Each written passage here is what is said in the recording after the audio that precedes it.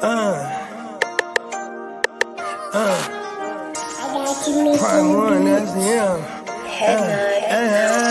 Sky, thought you thought, but I wasn't born yesterday. All I do is ball, you goofies underestimate. Heavyweight bag, step on your weight class. I done moved across states, blood I can't cap. Strap with it for my pivot, clocking digits. Rock hard and I ain't even in the kitchen. I'm on a mission to move soft, make a thing flip like a moonsault. Keep a switch for everybody through salt. Face froze, somebody check dude pulse. Is you stepping or stepped on? Wake the game up, make them regret I was slept on. Bogey's world, welcome to a new dawn. Till I move up, I can never move on. Big bread got me bougie past the great poop on. I'm getting over while you busy fighting over croutons. Yeah, bogeyism, a true boat, gon' get it. All this water got me tripping. Hella fish scale, but I ain't fishing. See I move with precision. When it comes to living, I'm the definition. If I stand for one thing, it's on business.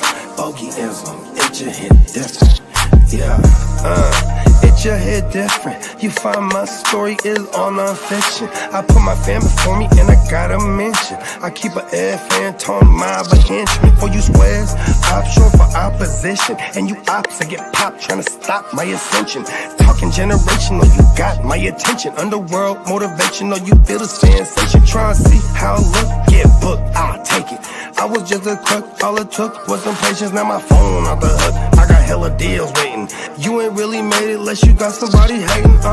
Bogey's world, welcome to a new dawn. Till I move up, I can never move on. Big bread got me bougie past the gray poop on. Getting over while you busy fighting over croutons. Yeah, bogeyism, a true boat, brother, gon' get it. All this water got me tripping. Hella fish scale, but I ain't fishing. See I move with precision. When it comes to living, I'm the definition. If I stand for one thing, it's on business. Bogeyism, it just hit different. Yeah.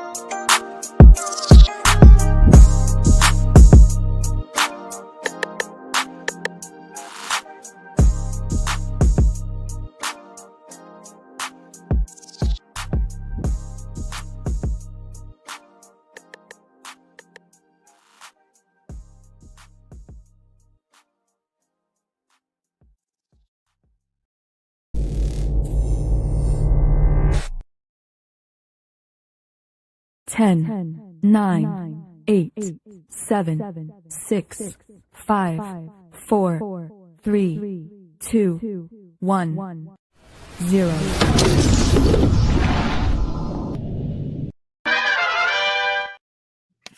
Yeah. Yes, sir. Yes, sir. That shit is badass. Facts. We got the homies back, man. Top of the morning, everybody. What's I up? love it. Lee's already glitching out early. Let's go. Come on now. Yeah, I mean.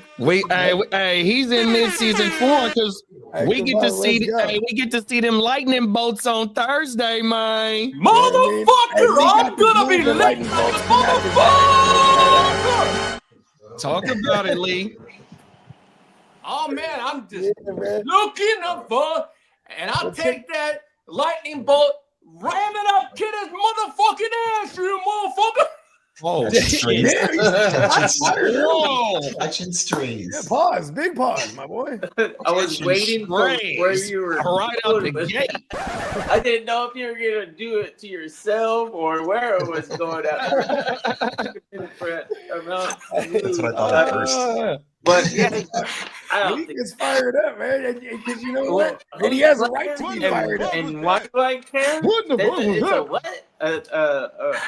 what? A what now? A Hall of Fame game? I don't know. I honestly don't even know. Oh, the Lions is going to win the Hall of Fame game is what you're saying? Trey Lance versus Hendon Hooker. You know, Yeah, Hooker's going to get in that. there's the street corner. Come on now. Man, I'm so happy for you. I'm getting there. I know. I know. The more close, actually, Vegas is where I'm gonna finally release all this. Like, oh, okay, now I'm ready. You know, Vegas is when I'm gonna get real engaged and serious You've been about in the cocoon this whole time, haven't you? Lee. I mean, you gotta fill us in. There's a lot of news to talk about. Oh, there was quite a bit. And before we get to the news, 300 GW. yeah, I was about to say, you know what I mean? Congratulations to us. Look at 300. us, 300 pieces of content on right here on the GWN and all across Hard to Start.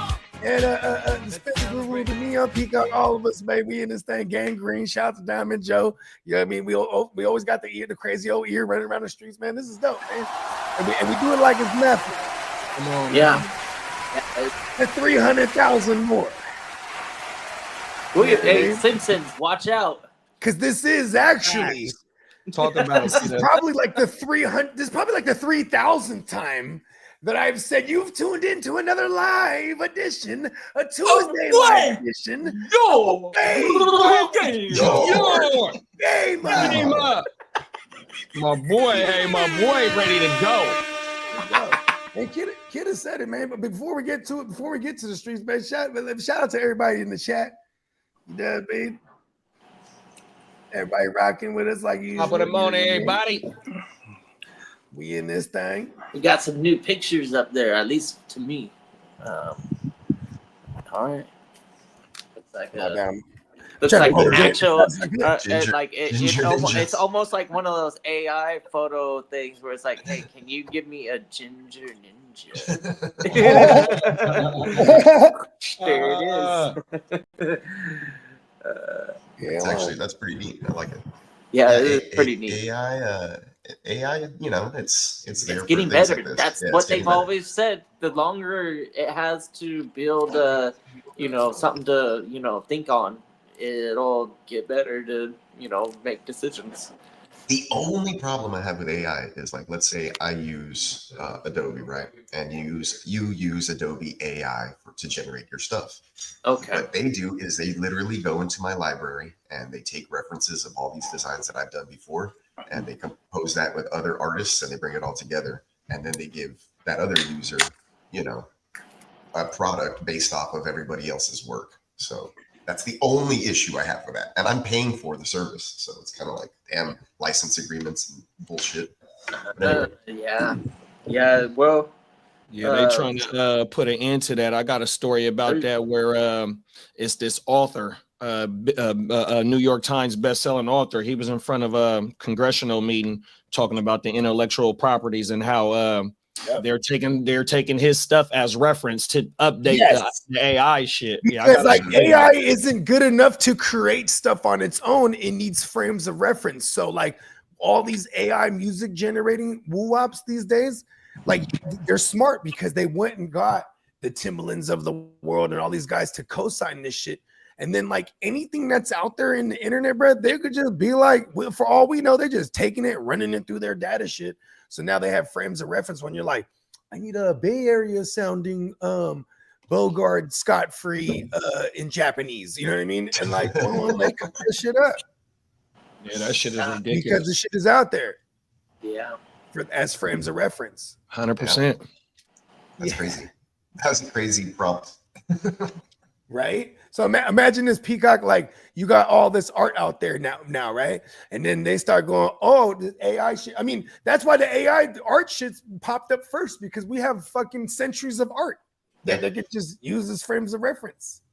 Yeah, I've done stuff like make this into a statue, a Greek statue, and it looks badass or whatever. I mean, like I don't mind it. You can. The thing is, like, if you try to pass that stuff off as your own and be like, I did this or whatever, people will tell. Like you can see characteristics of AI and things. Yeah. So what I do is I'll do a design and leave it straight graphic and I'll post it.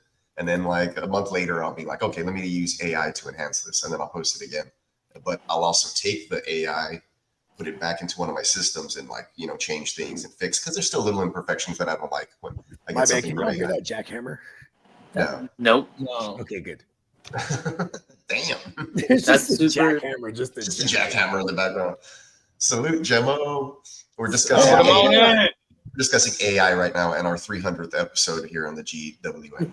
Yeah. You're all We guarantee. I am AI bogey. I don't know. Maybe you could do an AI version of me. I'm always off camera sleeping. I'll disappear. or How do you know I'm not AI? yeah, I'll just have my AI self come in and tap me out. You know, Okay. I would know. Jimbo says thanks for texting him back. because only the real you can put that much alcohol away. No AI can do that. Sundays are my days now, so no more work on Sunday nights. I'll be available from sunrise to sundown and through that Sunday There night it is. football We're game. drinking Gang, Sunday gang, gang. sunrise I love tequila. that Sunday night football game, but I had to fall asleep and miss most of them. Yeah. But yeah, 300 episodes, and we only just turned a year not too long ago, man. That's Yeah. behind it. that is pretty good, isn't it? I'm very pleased with the journey, and I think that whatever is in line for us immediately in the future, it's gonna be fun. And then for the long run, I don't know. I guess it's like up to our viewers, man. Share the shit and fucking subscribe and like everything and comment. I think commenting in the replay. So anybody that's watching this on replay, comment in the Man, shout out to Niner 86, man. I'm glad you found me. Shout Yeah, out to the homie. Yeah, but yeah, in the immediate future, I know we're going to be having a good time. Lots to talk about always. We're all fans of teams, and we pay attention to fantasy. Like, hopefully, nobody's business. you watching and the ones that like and subscribe, We know people that have died for this fantasy shit. Ain't that right, Bones? We have lots to talk about, and we pay attention. Bones died for this shit for us to prosper. Yeah. Bones is the Jesus of fantasy. You was a fool, bro. He died for our fantasy sins. Shout out to Right, Bones. Appreciate everybody in the chat. Lee, 100%. Shout You out guys to are everybody in eligible the for chat, syndication. man. That is right, man. And we did it in a little over 13 months. 13 and a half months. Talk about it, Lee.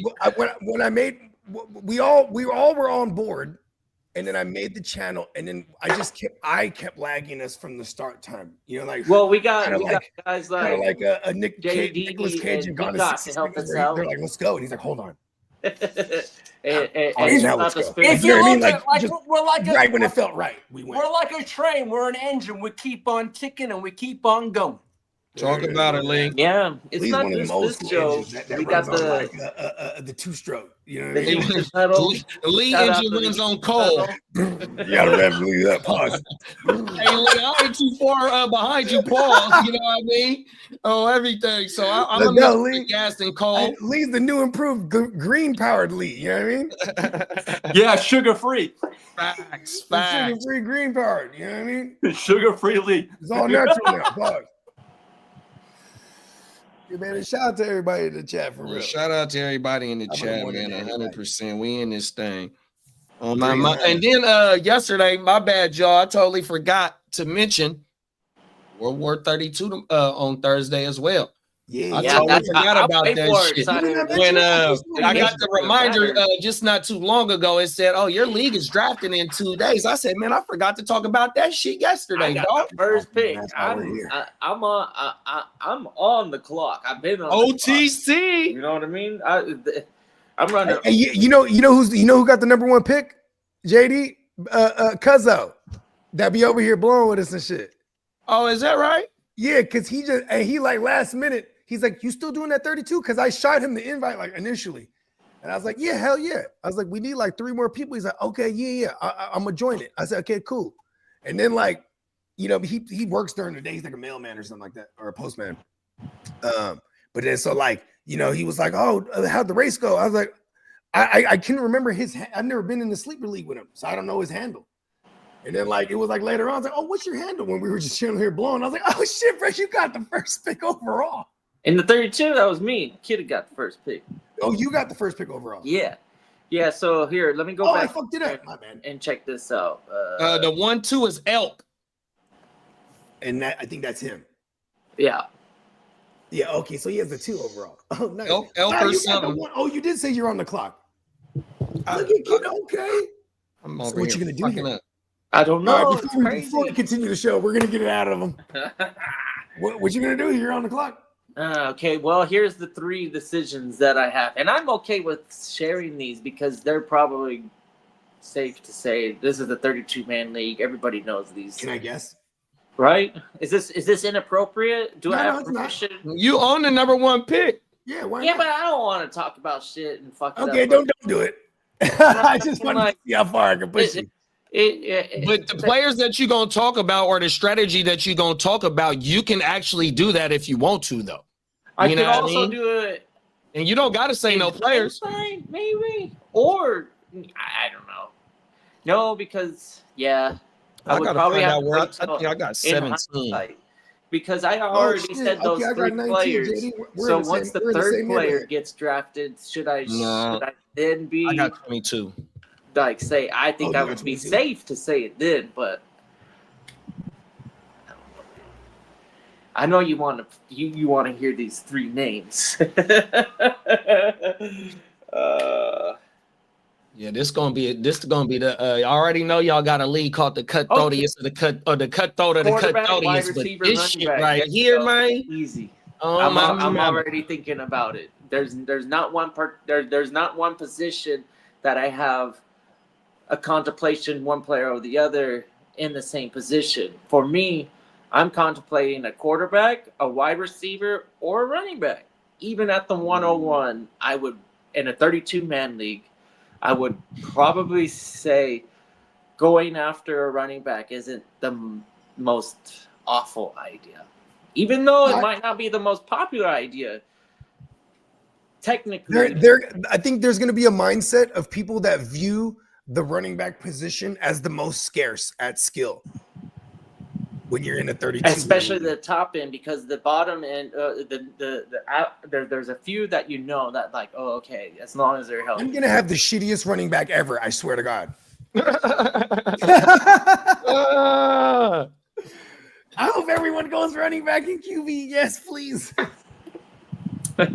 yeah, and we did a mock 32, and it was interesting because I felt like quarterbacks were undervalued in that first round, but for me that would work great for the running the hero RB strategy in a 32-man league out of the 101.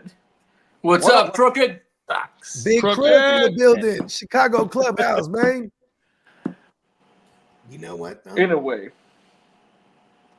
Let's take him to the streets. Let's do it. You ready, Lee? Yeah, I'm always ready.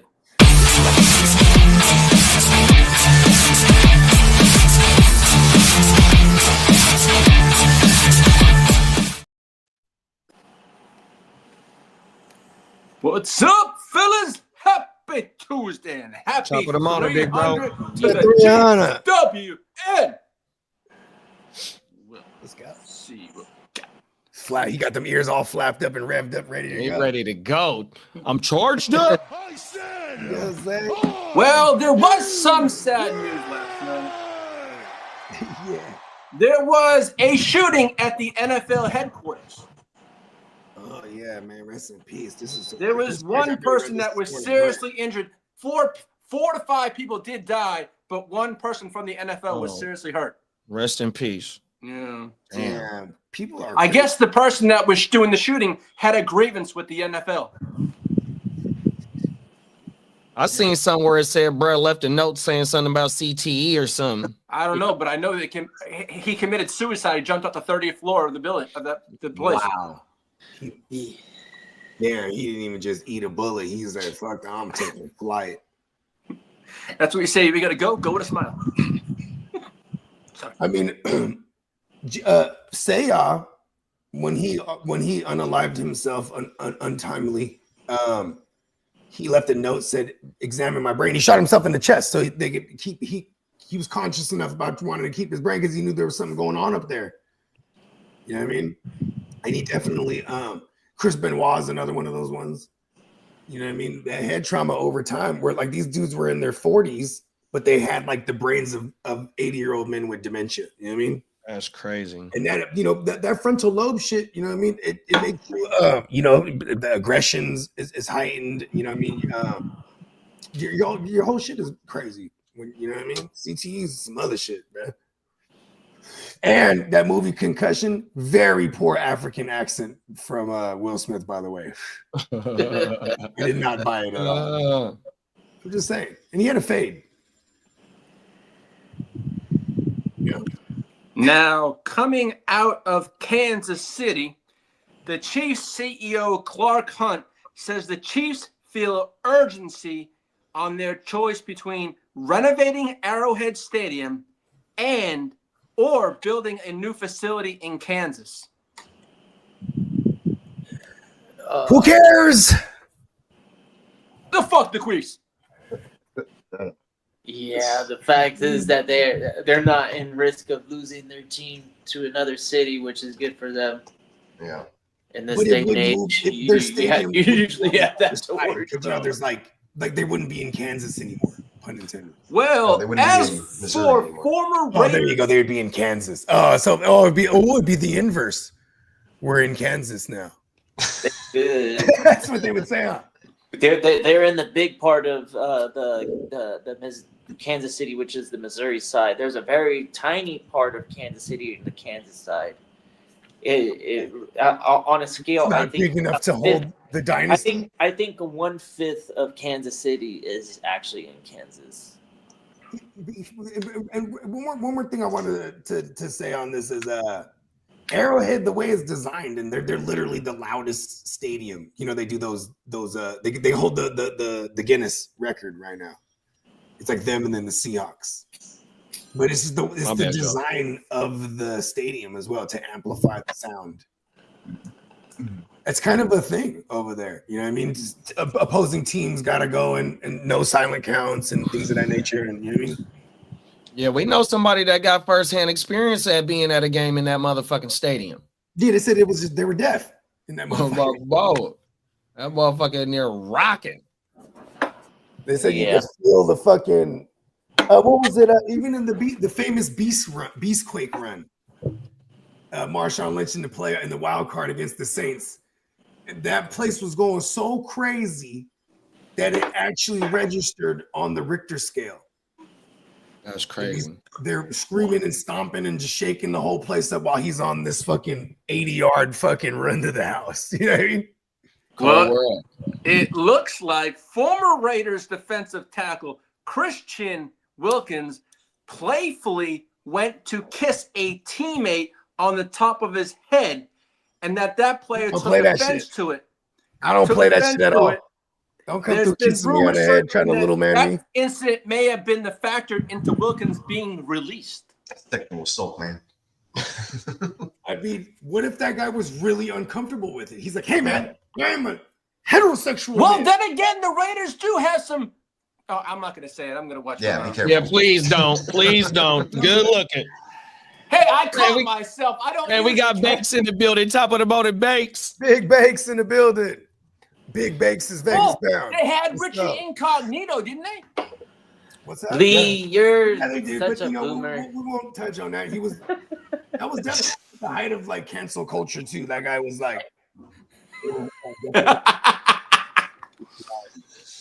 a boomer. Oh my mama. Boomer. And ironically, you the fool kid. There was a member on that team who then that wasn't involved in the hoopla, but then later on there was the first openly gay active player in the NFL, and that was the bruh from the Raiders.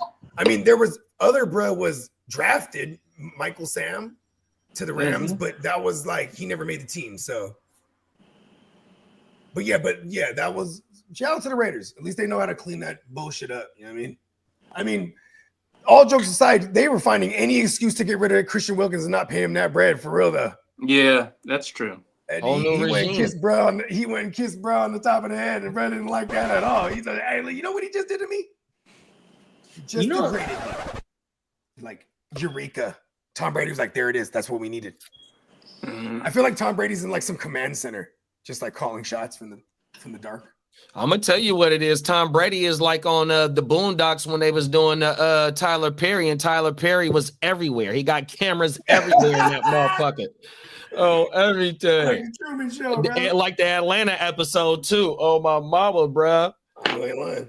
I like that Atlanta show with what's my boy name? The singer / rapper guy. Yeah. Oh He my had some mama. joints. What was that? I don't know why I can't think of his name. Childish Gambino. Yep, that's him. Yeah. What's his actor name? Denzel something? No. Fuck. I don't know Something why. with a D. I'm burnt right now, Pause. bro. Well, we discussed this on Friday show. Former Alabama head coach Nick Saban is rumored to be the top target for the Cleveland Browns if they struggle this season. It would be him going back to where it all started. You know what I mean? When he was a youngster in the game under Belichick, right? That's what, you know what I mean? That's shit. If ever there's a savior for Cleveland, a name like Saban or Belichick would be like someone who I'd be like, hey, maybe he might do it. All right, this is some I just don't breaking think news. Guys like that have that much time on their hands, like or left, like that they. Unless this is just exactly what he's like, I'm gonna die a coach. You know what I mean? Well, breaking news. Where's, like, Dave this- Canales reveals guard Chandler Zavala suffered a patella knee injury on Monday and is week to week, not a full rupture. Not a full rupture, so it's like a half rupture. Damn. Well, they're saying it's a patella injury, but week to week. I know. I always pay attention to the way that the verbiage is worded, and whenever they talk injuries, because they try to get slick with it. You feel me? Bake said that's not what happened. The rumors are way worse, to the point it would never be said publicly to avoid defamation lawsuits from podcasters. And going back to what I said, shout out to the Raiders. They cleaned that bullshit up real quick. Good for them. And Emil says Saban going to Dallas. Let's be real. And it looked like we got a first timer around here asking a fantasy question. Go ahead and read it. Man, Want to read it? Yeah, go ahead and read it, big bro. In a 5-keeper league, Josh Allen, Joe Burrow, What? Justin Jefferson, What? Bijan, and Bucky. Who would Is you this all a take super with flex? my first rounder? Who would you y'all take with my first rounder out of Rashid Rice, Amarian Hampton, or Trey Hendy? Trey Henderson, Patriots. Henderson. Okay. Okay, here. Hey, Brendan. Hey, shout out to Brendan Martinez. Is this a super flex league or single quarterback? Oh, he said man, yeah, shout out to super Brandon flex. Martinez. He said it's a super flex. Yeah, okay, nice keepers, by the way. That's all I wanted to say. Yeah, I mean, killer squad right there, bro. Well, what do you got? So he's kind of needs running back here. I agree that he definitely needs running back for sure. Rice, maybe Rice might have a shot at Rice in that second round of that draft. Because I do like the running backs. Yeah, I like Trey Henderson. It just depends on what we get from out of Rashi in the suspension. If you can wait, if you can feel like waiting on him to getting with them, 4 to 6 games, 100%. But I love Trey Henderson in the keeper league, bro. Oh my mama! But he can only keep 5. We don't know any 1, details. 2, 3, But 4. say Hollywood's like doing Hollywood things and he's just done again. You know what I mean? This So definitely relegates Xavier Worthy more to the perimeter because people, when you deep dive Xavier Worthy's rookie outing last year, he closed out that last 6-7 weeks, being peppered shorter A-dot. He was doing the Rashid Rice things. You know what I mean? Good looking, Carl. So to me, this is a no-brainer. Rashid Rice, he's already got Bijan. So whatever you can work with on running back, who cares? You have Bijan, and then Bucky is great for 2-3 more seasons, and then take another rookie running back in the future. Fuck it. I'll go Rice. I'll go Rice. Man. I like that point. Good solid points.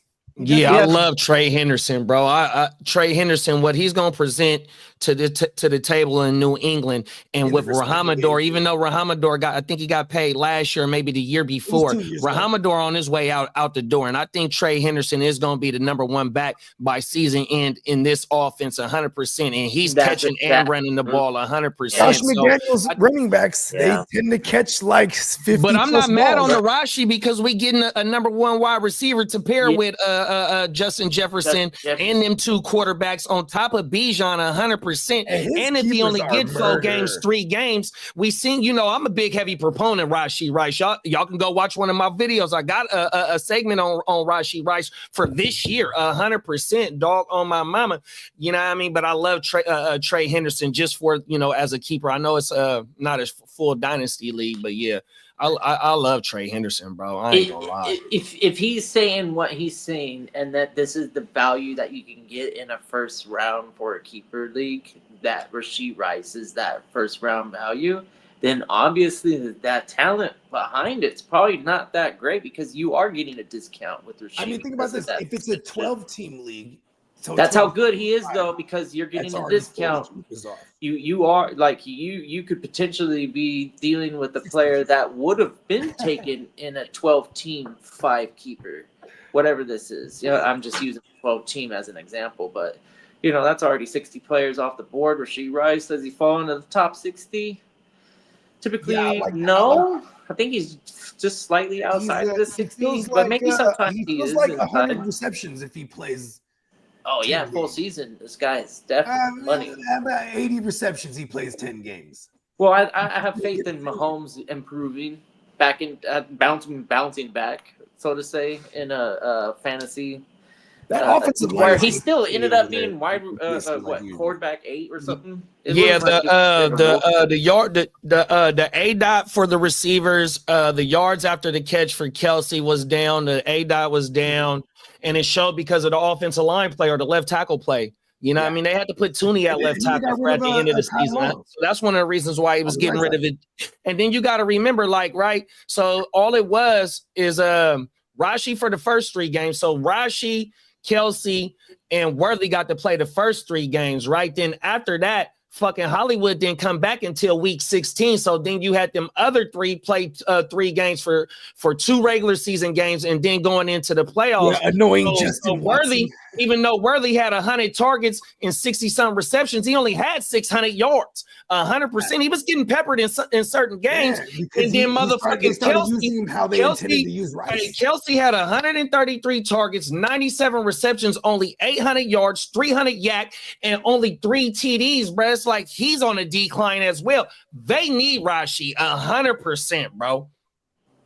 Yeah. Best player on that team at the moment for skill. I'll go Rashee, then Henderson, Rashee, and then more valuable than Kelsey. Actually, what I'm gonna do here is I'm gonna go Rashee, then Hampton, then Henderson in that order. And he said he's gonna be in a good offense too. And he said he could go get right. He said he thinking about getting Rice, and some of them running backs might fall to him in the 2nd round. Okay, there you go. And then if there's a JMO, if Jameson Wilson isn't kept, or Williams, sorry, if Jameson Williams isn't kept, I would target him too. If not, because you have a good solid floor at running back with just those 2 hitters right there, and I would definitely pound out the receivers. They just have value, especially. Either way, I got my pause shirt. I didn't choose to wear it today, but I have been. Last order came in. Yeah, my last order was. Before I get clowned by some troll on the internet, I'm already gonna do it for you, man. Look at this. It is smooth as fuck, but I had one. Let me see if I can get a little bit higher. Yeah, the colors.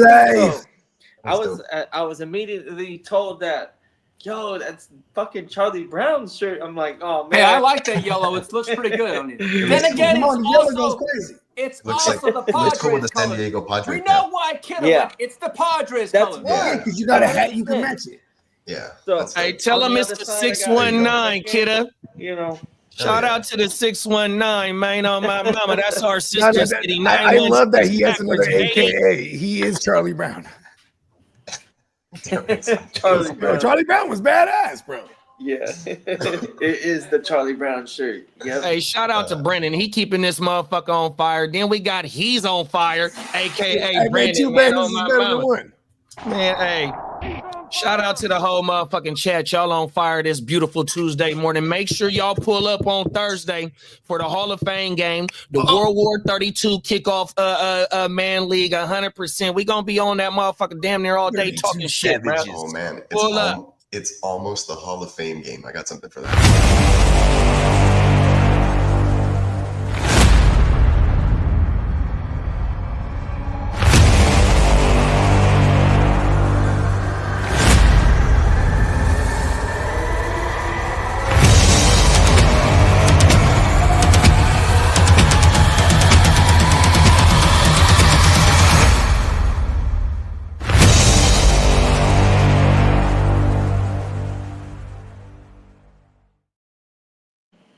God, it's Itching. on Football's almost back. Thursday night. I'm Yeah, getting Make sure it's you show Bo's the favorite time.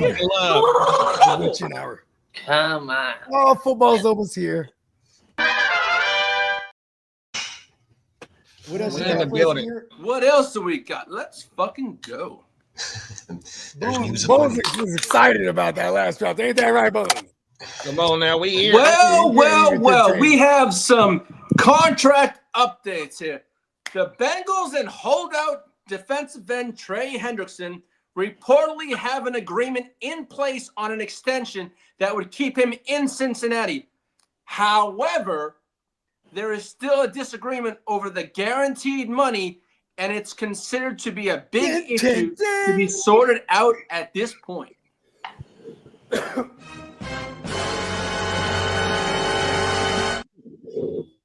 Yes. Pain. You know, when it comes to Trey Hendrickson, he wants his bag. Like they're gonna have to. He's not playing around. He will hold out, and his holdout, it's kind of connected to the rookies' holdout too, because they got the same agent. He's like, hold on, kid, don't even trip. Yeah, he in camp now. The Oh, rookie you back in camp? Good kid. Good kid. The price is wrong. Don't fuck up your own bag. Yeah, football's not easy. You gotta learn it. You don't want to look Stewart ain't earned shit yet, but Hendrickson, on the other hand, Now, we know a lot of the panel does like some Baker Mayfield. Well, the Buccaneers have reworked Put some quarterback respect on his Baker name. Mayfield's contract to give him $30 million in guaranteed money for 2026. Oh shit. Baller, let's go. Cock-a-doodle-doo, motherfucker.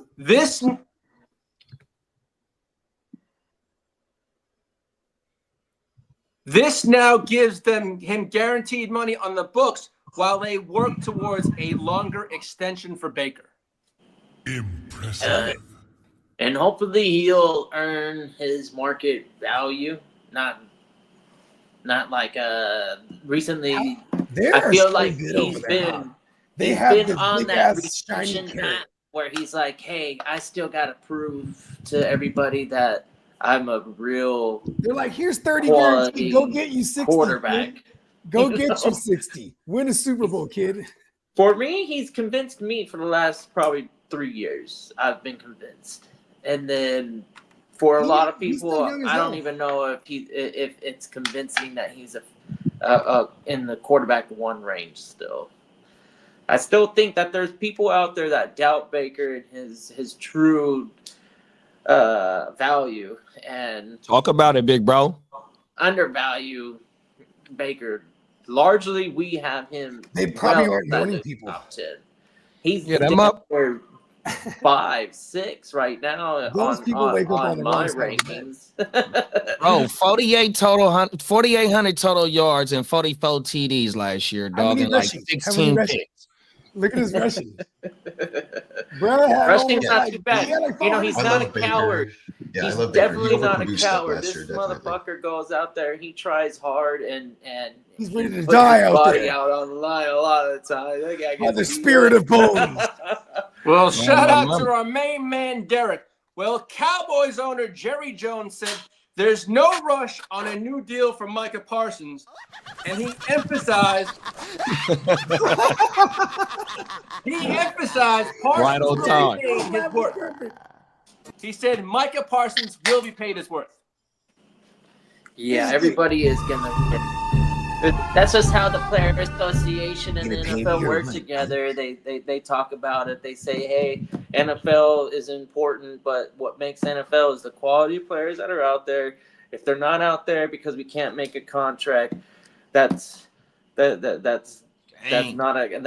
acceptable. I think the Players Association, they're talking they're contract already negotiations with Bland. hey, whatever we ask out of them, we're probably gonna get it. What was the last contract that just got signed for $92 million? Well, the problem is that, as Bogey said, the Cowboys are Good looking, Hollywood Derek. Brown has an ankle injury, and Sky Moore just went down with a hamstring injury. Hell the fuck the Chiefs! Hell yes.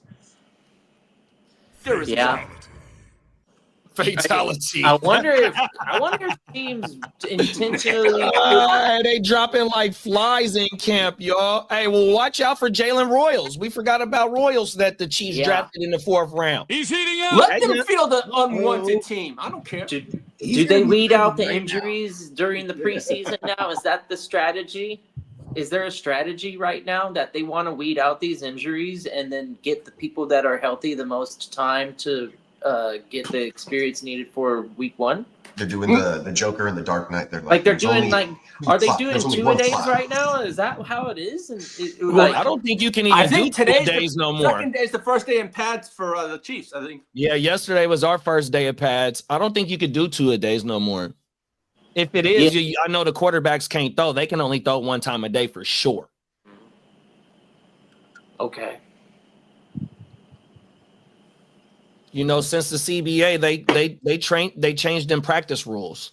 Well, I don't know how many contracts ago it was, some of but these yeah. players, they sound like they might be on the cut, right, for roster battles, and they're trying their hardest, and they're trying too hard. You know, they got to build up to full strength, and maybe they're thinking that they're already full strength, and getting injury, because I think it is. To me, it is shocking in a matter of just a few days how many ligament injuries that we're getting. The amount of ACL injuries has been crazy. Well, as for Commanders, Terry McLaurin isn't expected to take a deal worth less than the one the Steelers gave DK Metcalf at $33 million per year. Both? Well, think about it. DK, and Debo. Yes, fire up the bagpipes. Yes. For the Lottie! The Scottish Lottie, Terry McLaurin!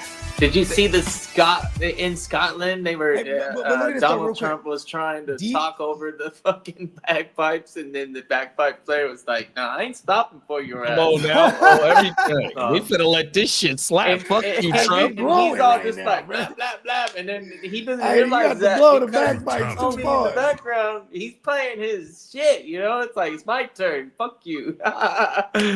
What they're saying is both sides do not appear to be anywhere close to agreeing on a contract. I mean, well, think about this. What is Debo getting right now? Because Debo, DK, they're all in the same draft class. Debo, I want to say Debo only in the 20s. They're on the same squad right now.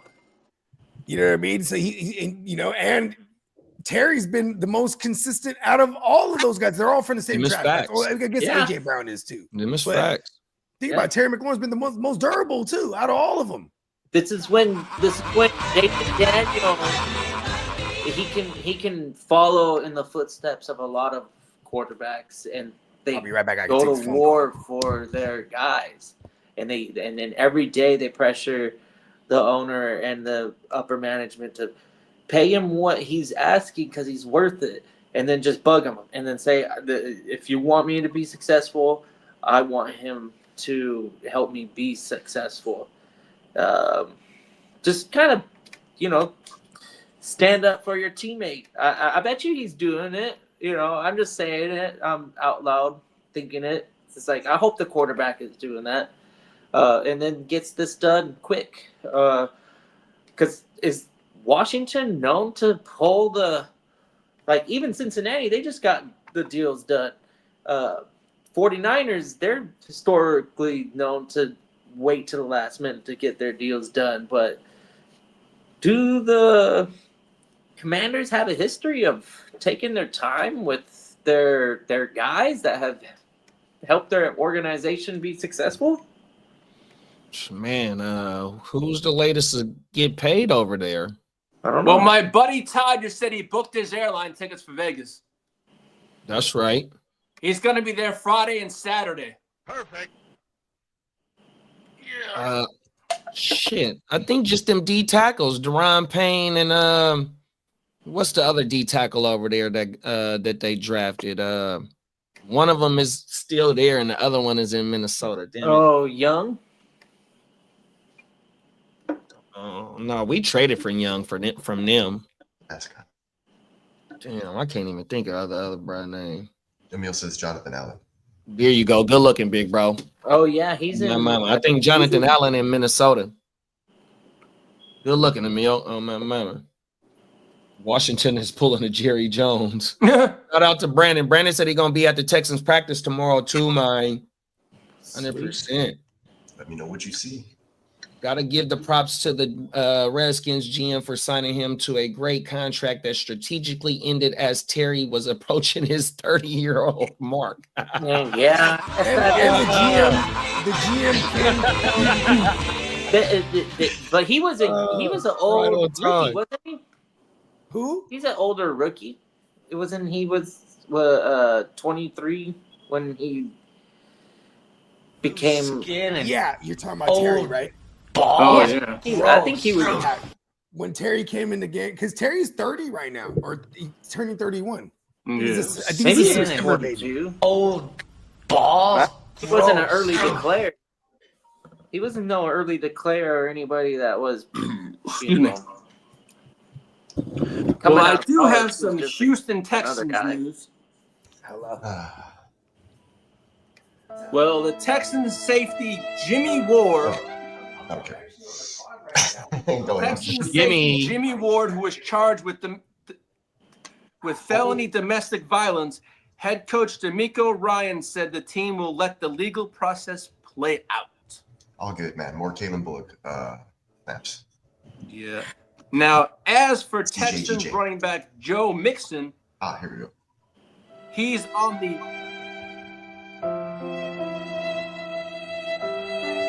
Go ahead.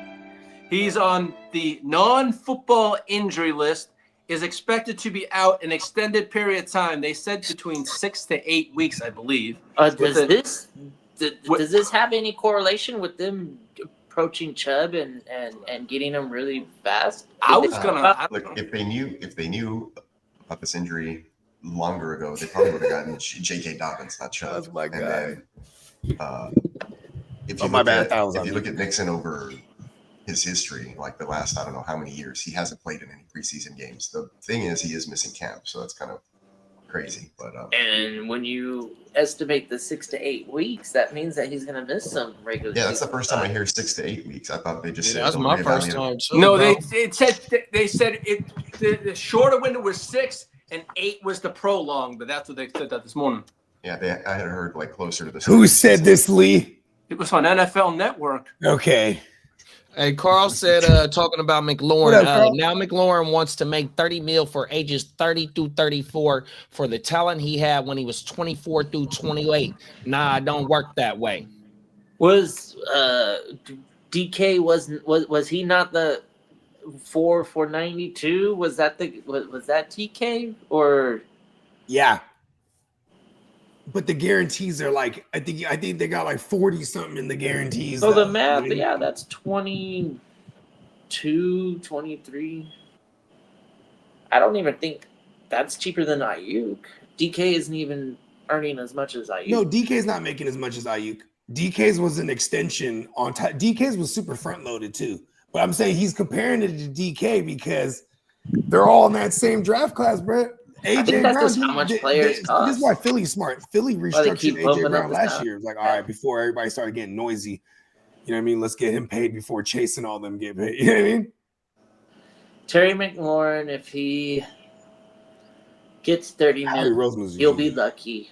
But I think he should probably find somewhere between 26 and 27 on the annual fairly easily. Whether it be like he's going to have to keep in mind, he's going to have to sacrifice a lot of What if money they just did because like of his age. But if he's good, then he's got those prove-it deals that could potentially be more fruitful in the long run if you bank on your health. He's trying to cash out on his career year that he has with the franchise, the legit face of this franchise. But he you know does what I have mean? a Jaden point. Daniels. You know what I mean? Want to stay connected to him in his early upcoming or upbringings, right? Look Look at Josh Allen. They got rid of pool Diggs when they're like, suit- all right, Josh Allen's probably going to be all right. You know what I mean? We don't need a quote unquote alpha receiver. Giving him 4 years guaranteed probably I don't minimizes think J85's there yet. that are interested. So if he came out and he said, dude, I'd take a 2-year deal that gives me the most money, then a lot of teams would probably be like knocking on the door. But Give the laddie his money. Fire up the like you guys have bagpipes. been saying, he's looking for a long-term deal because this is his last probably like big for a long-term. I see what Carl's saying, but if he waited 2 years, isn't that when they got to pay McLaurin? They got to pay Daniels. If Daniels gets into the playoffs again this season and then next year, They're going to sign him early. I think. Like, how about this? If CJ Stroud gets into the playoffs this year, they're probably going to start talking an extension with him already. Because what you would want to jump ahead of it. You know what I They'd mean? be smart to. Yeah, but so you're not like reset because the market's high. You don't want them to like keep like Joe Burrow. When he took him to the Super Bowl, he was lucky he came. They were lucky he came off of ACL because they were like, all right, drag this out more. You know what I mean? They're like, well, you did come off of ACL and you didn't win the Super Bowl. Did get us there, and they dragged it out all the way to going into year 4 or in the what was it, year 4 or 5? Would have been going into year 4. Well, And he's an undrafted free. I mean, he's an unrestricted free agent this year after this season. Yeah, 100%. So, you know, and that's probably why he came to camp. Remember, he didn't come to camp the first day and he got fined for it. Then when he came back, they put his ass on the pup. So basically, like, he's a hold in, you know what I mean? Because like Lee was saying last week, because of the fines, you know what I mean? Yeah. So, Yeah. you know, Oh, eventually that's why motherfucker you. Damn, gonna what are suit up. you doing And with he your ain't money, gonna Terry suit up with a- McLaurin? Either he gonna suit up with Man, a I'm new feeling deal or these not, and just fines, bank bruh. on his skill. well, I do have a lot of Spend camp too much money on Fabergé eggs. Damn it. I do Because have he's a quite a collector. few camp blurbs. All those kilts, those authentic kilts cost money, man. Well, Baker Mayfield says Bagpipes. rookie wide receiver Double E is the real deal. Yeah, like Oh, wow. We need that though. Now, as for Giants he running has a back, lot. Hold on, real quick. Hold on, Lee. Mhm. Double E has a lot of time to shine here too because Godwin is out right now, Mm-hmm. and Double E in Ohio was that nasty slot. You know what I mean? Mhm. Pause. Now, and then as for Giants running back Cam Scatterboo, I see you, bro. Oh, he's the he is scat turning man. heads in camp. He is turning heads.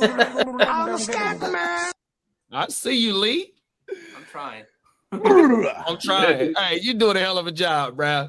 Well, Yeah, Lee's as killing it. for Go ahead, Lee. Dan Green, who's in the house, Jets Garrett Wilson has been a strong route runner in camp, creating good Hold on, we just glossed over the separation. scat man. Is that news? That's not news. That's not. Now, here's Yeah, one. Hold on. Go back to the Look, scat We man. didn't hear Scat Scat Man has been turning heads. Pause. There you go. How do we feel about this? I just wanted to drop one more time. Yep, the scat man. All right. Well, I'm gonna keep saying it. I'm not fading Tracy at the moment. Let's go. That's the fuck I'm talking about. Tracy's probably the one to have, man. Yeah. And of course, he would be looking good or turning heads in camp. It's their new shiny toy. And they're like, let's see what the kid got. Yeah.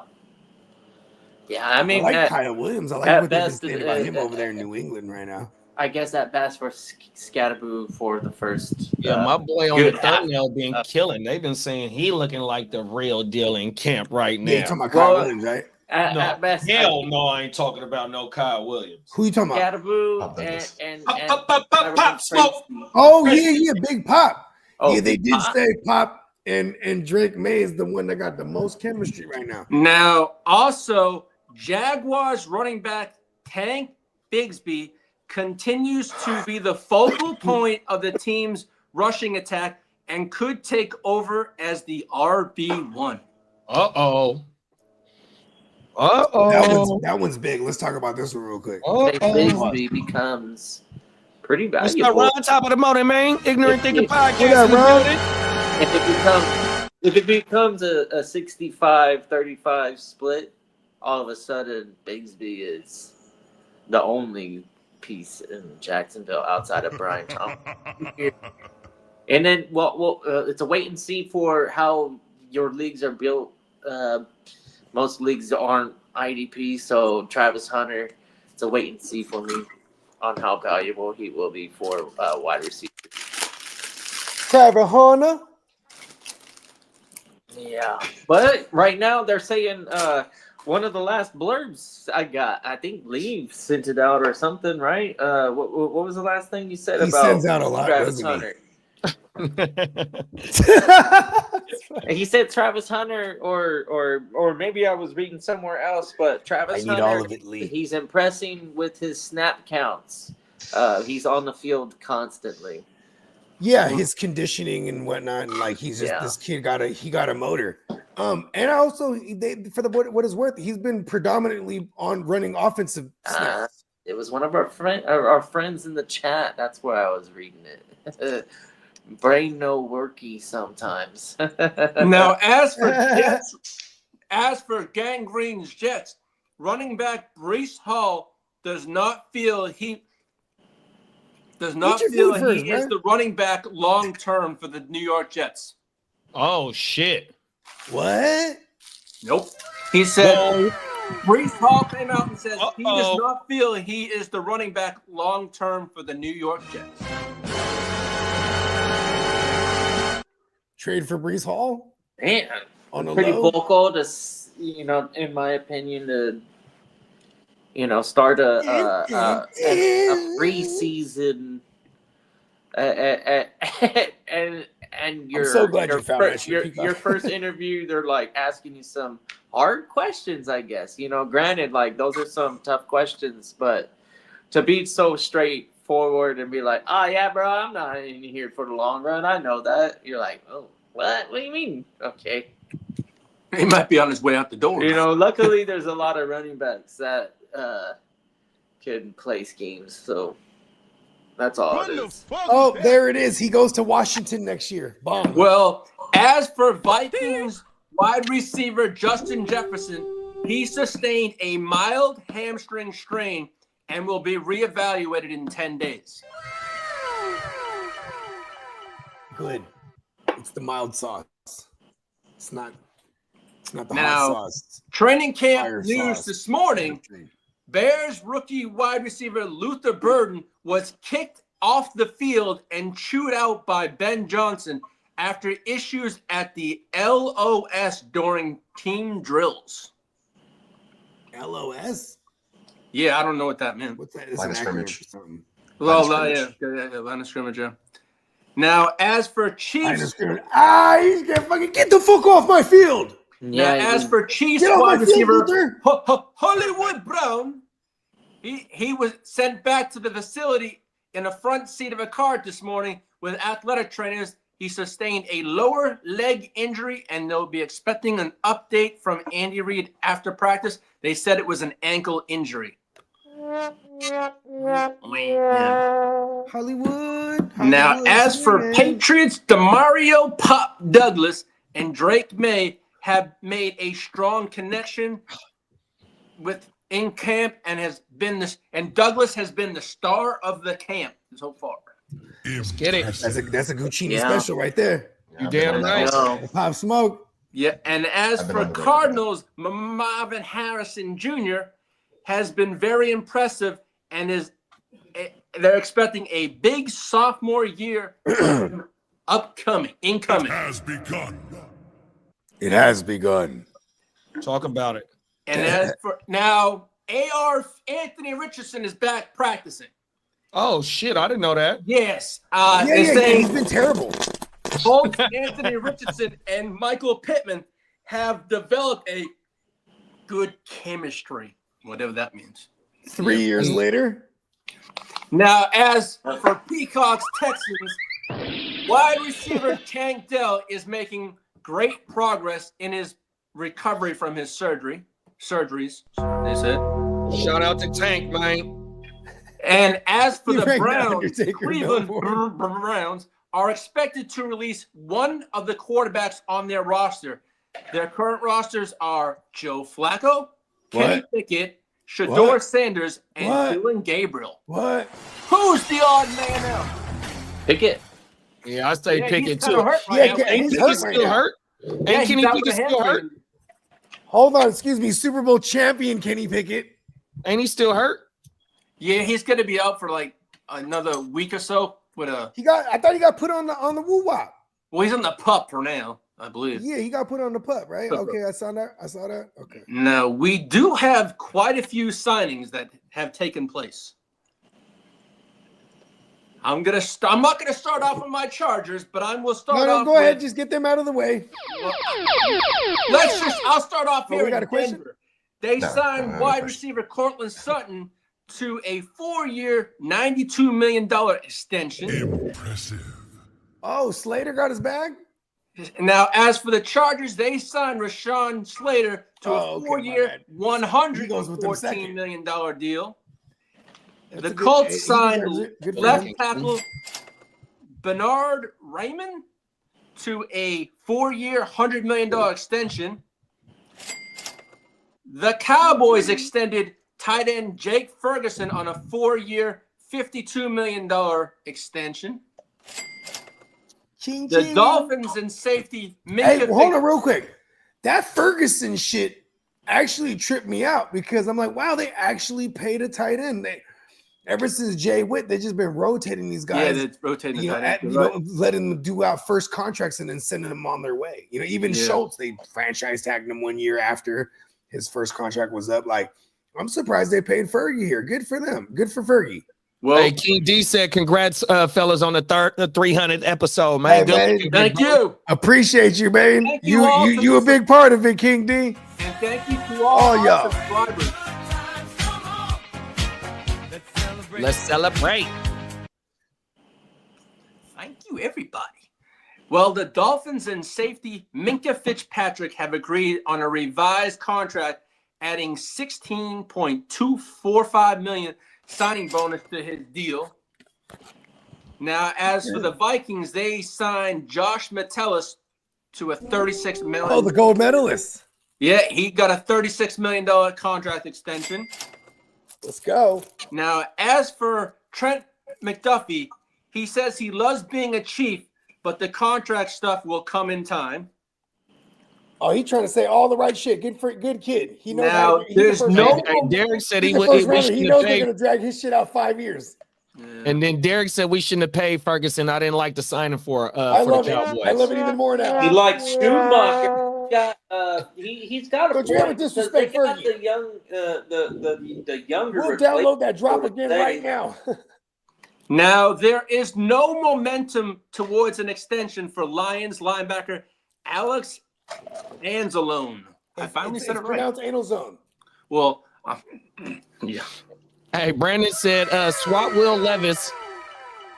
He said swap Will Levis for Kenny Pickett, and we'll see if anyone notices. That's right. Yep. Now, as for some more injuries, Darnell Mooney will miss a few weeks with a shoulder injury. Oh, the So Moon Man. Now, as for Trevon Oh, Looney Diggs, Tunes. Trevon Diggs expects to return to the field by September. Hold on, this is Baby Diggs, Diggs' little brother. Yeah. Yeah. Yo, what's up with this kid? He's just been hurt ever since he got hurt. Ever since he tore the ACL, he's just never been right, huh? Now, as for Cardinals cornerback Starling Thomas, the fifth, he tore his ACL on Friday, so he's out for the season. I don't even know who that is, bro. Or I didn't even know there's 5 of them. As for He's the fifth. Broncos linebacker Drew Sanders suffered a Broncos linebacker Drew Sanders suffered a foot injury, will miss an extended period of time. Oh, this one that's like back-to-back seasons. I love Drew Sanders, bro. Like the idea of him. And he flashed last year when he finally got on the field because he tore his shit his rookie year. Like, you didn't see, I think it was like in preseason, he tore his ACL. Or Giants wide receiver Bryce Ford Wheaton suffers a torn Achilles. Oh, no. Now, Cowboys guard Robert Jones broke a bone in his neck. Oh, shit. Damn. You know what that is? That's a broken neck. Now, Cowboys left tackle Tyler Guyton is expected to miss 4 to 6 weeks with a bone fracture. Hold on. He was hella good on that line last year. Mm-hmm. Oh, at least he's not. He's not dead though. It's not season ending. No, he's 4 to 6 weeks. Yeah, but that's a fractured neck. No, that's the other dude got a fractured neck. Jones the other dude got the broken neck. Yeah, the guard. He's the guard. Now, as for Seahawks, they fear Seahawks running back Kenny McIntosh. He suffered a torn ACL. He's a special teams guy. We're all right. Cardinals, Buccaneers rookie linebacker David Walker will miss the season. That one sucks. That one sucks a lot because like he was gonna be one of their edges. He was gonna be on the opposite side of the bruh from the Eagles. What's his name? Hassan Reddick, yeah. Yeah, and they said Hassan Reddick out there flashing right now. Yeah, he is. Well, the Titans wide receiver Treylon Burks, he suffered a fractured collarbone, but later in the day was released. Damn, just like that? Yep. Oh, world. Now, as for Kenny we ain't even Pickett, gonna hold you to get your medicals right. now as for Kenny Pickett, he suffered a hamstring injury and he was put on the pup list.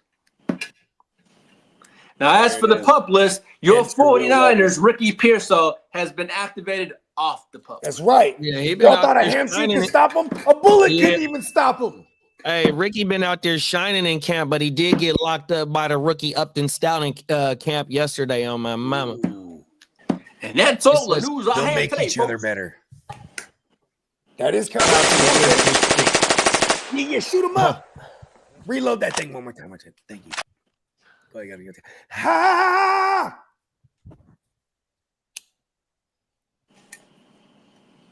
Yeah, Brandon said crazy that the Texans' first 2 games are supposed to be a team with their left tackle out right now. I feel bad for them because they're gonna have nightmare fuel on them. Is that what they're Neil called? Hunter and Will Anderson season, huh? That's what I call it. Not to mention, what's his name? My man Daniel. Shout out to the ear to the streets, man. People call him Danielle. We'll go back to the ear.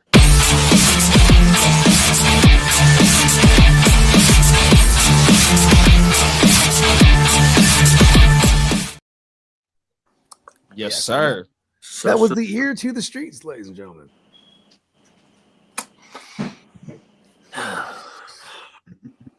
Where the hell did it? 300. Come on now. Yeah, you know, it's all about people in chat. You have to make some noise. You know what I mean? Have a round of applause for yourselves. Could have done it without y'all. And we thank each and every one of you. Impressive. Man, this is pretty wild.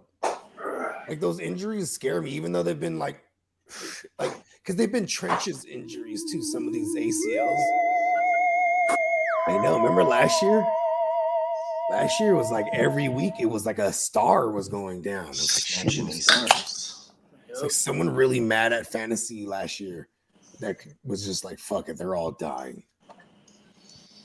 One of my takes from the news, bruh, is the camps. I mean the Colts quarterback shit. I didn't know Anthony Richardson was on the field. Yeah, he returned 2 days ago.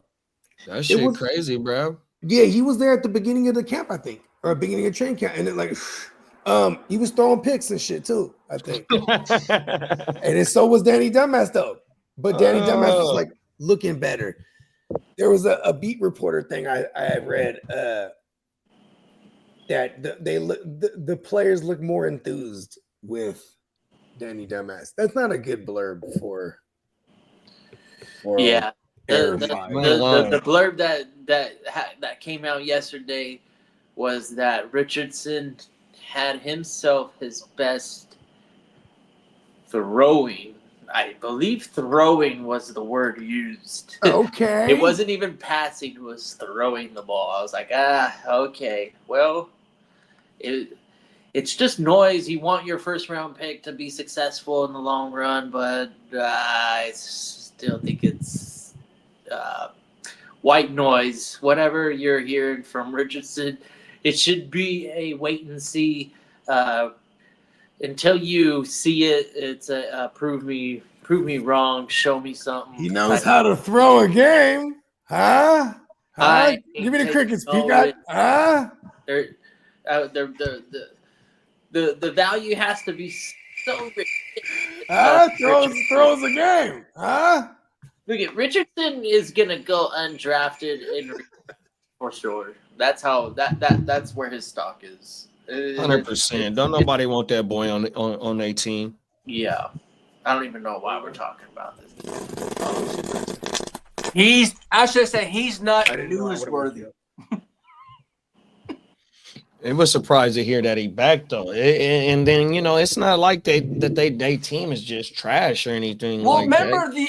the Division is kind of open, but the Texans right now they're. Well, Irsay's daughter did come out and say she didn't give him a vote of confidence, to be honest with you, a couple weeks ago. She said they're gonna give him a shot, but they don't think he's gonna mount to a NFL quarterback starting one. Do you think she parties like her dad? Damn. I don't want to make jokes about it. Never mind. Yeah. I mean, it's year 3, right? Year 3. So This is like if there was a make or break year for the kid, right? At minimum, they're not picking up his 5th-year option going into 2026. He's really got to show them something here, and I'm always gonna say it's not just because Peacocks are bro, but I'm always gonna say it's the Texans' division to lose because they're just the best team in there, clearly. The Colts have been like a game or two out this last couple of years, but they also they drop games in division too. Like they might sneak up on people outside of the division, and then it's like, okay, how much trust do you even have Danny Dumbass to carry that team? If not, you know what I mean? I'm not really foxing with anybody over there in fantasy. Maybe Josh Downs because there's like an extreme. Oh yeah, and he goes super valuable. He's super valued too. Yeah, we play sleeper, and the value on him right now is pretty nice. I like Josh Downs. He's kind of the build that I avoid, but for where he goes, I'm okay with it because I'm not probably relying on Downs to carry my lineup. So it's just a nice piece to have for trade, and occasional bye weeks and injuries happen. So having him fill in for injuries, but after your draft, everybody, all 12 teams are typically going, man, I don't know about it, but it looks okay, right? And then like week 3, everybody knows kind of like, okay, am I now scrambling to get way better, or am I comfortable? That's how fast you have to kind of like make decisions, or just get lucky in the waiver wires. But trades are a little bit more. They're trickier to pull off, but it's if you're capable of pulling one off in the first 3 weeks, and you get one of those guys that turn out to be like, let's say, for example, imagine Chris Godwin if he stayed healthy last year. Yes, God and win in his name. He was on pace to be like a Nico Collins. That's another good example of a guy that was on pace. But some of these on pace characters that when they became we should use that for Nico every time because he's just like a ray of perpetual light down the field. Well, sometimes when I see the fantasy Nico, the big freako, the fantasy points stack up, that's exactly the euphoric feeling of knowing that, hey, Nico Collins is a guy and I kind of got him at value, especially early on. He was winning you some weeks. Yeah, because I mean, we just did tier jumpers and tier jerkers on the last playmaker or a couple playmakers ago, and great episode, by the way, if anyone wants to check it out. But you know, even in the first round, there's still someone we can consider a tier jumper, right? Like, okay, like, you know, you could split the first round into two, like who we drafted in the back of the first round that we feel could be a top 5, top 6 pick next year. You know what I mean? Same thing with, you know, when you're in the second round, we're trying to diagnose who's going in this second round range that could be going in the top 6 next year. You know what I mean? Like, you know, and then the further down you get, I mean, look at Chase Brown was one of our best tier jumpers last year. You know, Chuba last year, Jamison Williams. You know, these are all guys that are being drafted up way higher this year because they cheer jump like a motherfucker. So, and I love that the world has caught on to Nico. I wish the injury history was more baked into the ADP, but people are just they're not scared of it like they shouldn't be. You know what I mean? Well, here's the thing with Nico. I think we're kind of drafting him in the ceiling, but I still think he can be a tier jumper from where we're drafting him. It's just that we just need him to stay healthy to do that. You know what I mean? You're right there because it's a natural progression that you've seen out of Nico Collins. Because in the beginning of his career, he was very, very raw. They were like, okay, we like his build. We're not really sure on his athleticism, but he's going to get better if he works hard. And coincidentally, you know, they were right. They make a lot of good decisions on player development. And Nico Collins has been one of those proofs of, hey, you could take a player that's raw and turn him and develop him to become a really, really good wide receiver. So big-bodied receivers, are still valuable. I prefer somebody like Nico Collins over Xavier Worthy 100%, even though Xavier Worthy goes first round and Nico Collins goes in whatever round he went. It's night and day. Like, all right, Marshawn Lloyd suffered a groin injury. A groin injury? Yes, it's a groin injury for running back Marshawn Lloyd of the Green Bay. That's too bad, man. He held some value on my taxi squad, and all of a sudden it's gone. He's the backup or maybe third string. I don't know. But they drafted him to be the replacement for Josh Jacobs, I believe, and he hasn't been able to stay healthy.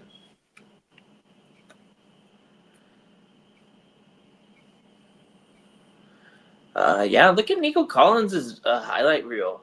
And CJ Stroud, for that matter. Takes 2 to make a play in the NFL. Those are some nice throws.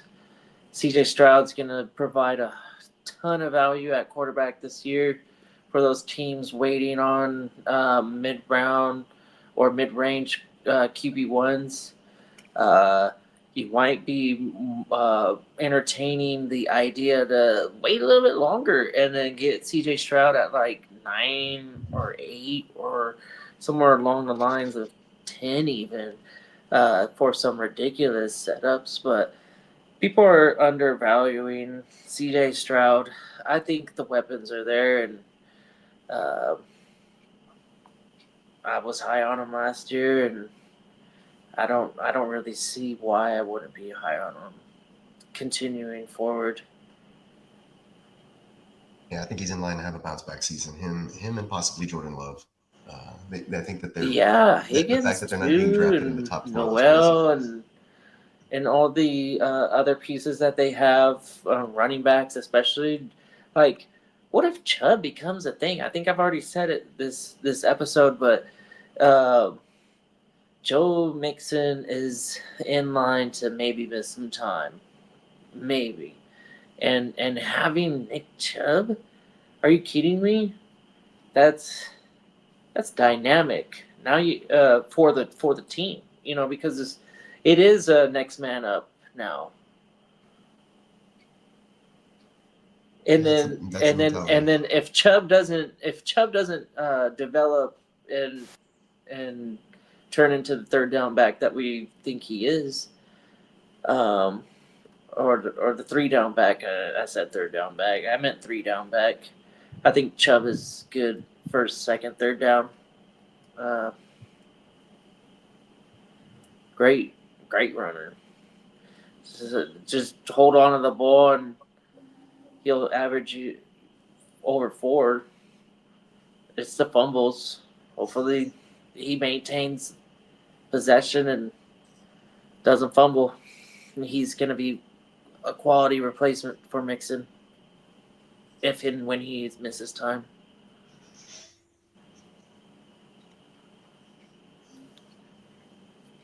It's the house of Mixon, though, 100%. Chubb, I guess, theoretically, he could earn the 1A out of a split back room, but right now it's hard to argue Mixon. Mixon's definitely the guy to have over there fantasy-wise, man. I'm not fading him much, even though he might miss a week or two. Brandon said tried to make making an AI generated vid where someone tosses Nick Chubb a blue chew and he turns into Woody Marks. Pause. Well, shit. What's that fucking testosterone supplement? And they got Frank Thomas and Doug Flutie. Fuck. What's the name of that shit? Total X. Yep, I think so. Something like that, right? Nope. They're all promoting the shit out of it, and then they always end on and she's gonna like it too. And with the dude that they talking to, his girlfriend right there next to him. Yeah, the ladies all rubbing up on her man, but like making eye contact with the athlete, Come on now. That's funny. Hey, what's the saying? Sex sells. That's the big saying. Man, since we got here, right now, since we got here, the humans walk the earth, bruh. Sex sells. Right now, the biggest conversation in I guess in the United States and maybe the world right now is that controversial fucking Epstein Island, which technically that's not been never existed. I've been hearing about that island since I was a little kid. They're like, don't get abducted, bro. You go to islands and like motherfuckers are there to like take advantage. I'm like, what? Whole world, bro. Yeah. Turns out that's no lie. That's and it's evil, corruption, and like, oh, okay, we're so rich, we can hide this shit. This is no big thing. I don't know. It takes one to just like blurt out something. We ain't seen Chris Tucker in a minute, have we? Big conspiracy Chris Tucker was lining up. We're gonna see an HBO. Oh no, Netflix. Netflix owns that market. Netflix really let me down that day, Chris Tucker. Releasing something as soon as all this stuff boils down to like nothing. They got cameras out somewhere documenting this thing for sure. Well, think about this. Now they just got satellites. You can just watch everything, and then you could 3D map things, and you know what I mean, with radar. You'd be like, oh yeah, well you could just fucking figure everything out. In my mind, yeah, that's how they get you.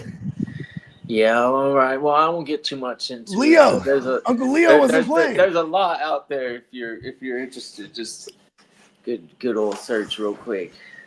That's how they get you. Top of the morning, Johnny. Johnny. Hey, Johnny hitting yesterday. He's like, I'm in episode 3 of that Legend of Atlantis. Whoa. I'm like, yep. Because once they get into episode 3, it's like the Hitler fucking crazy shit, bro. Like Hitler was crazy. He was fucking with them aliens, B. Well, He had the technology, B. well, Yeah. And like in this documentary, they smooth. It's from a German dude, right? You know, Eric von Däniken. Shout out to him. You know what I mean? I want to say he coined the ancient alien term, but he also wrote the Book of Chariots of the Gods, and you know that whole show, Ancient Aliens, was his shit. And you know what I mean? Long story longer, Eric von Däniken, he's doing the documentary, and they say it like it's fact that Hitler didn't die, and Hitler's somewhere in the city of Agartha, which is essentially the Garden of Eden and all the shit. It's an underground city. And we're not talking about some bunker. We're talking about a whole underground world. You know what I mean? Some people related to the hollow earth theory, and some other people related to just like, you know, because you can go like 500 miles into the earth's crust and there's still a whole woo-wop in there, bro. Like, yeah, you know, if you have, you know, imagine this. If you have ancient sacred technologies and knowledge of things, right? Would it be nothing to just have like a whole little like dimension pockets type shit almost, you know what I mean? Because they say like, and you know, this is they, whoever they are. No offense to all the pronouns, just saying. They say time doesn't exist there. You know what I mean? So it's like Hitler's just been there.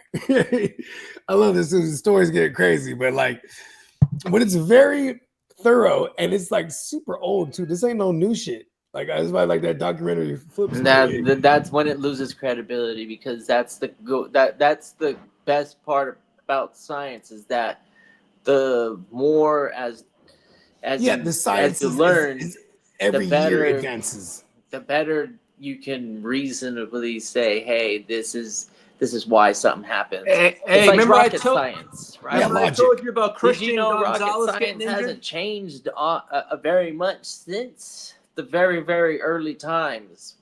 You do notice that if we were on mushrooms and you saw me walk right through a wall, no, you those would make sense canisters, of it. You'd be like, they well, haven't gotten small. he might have vibrated you fast got big ass that fucking his canisters molecules of water. separated.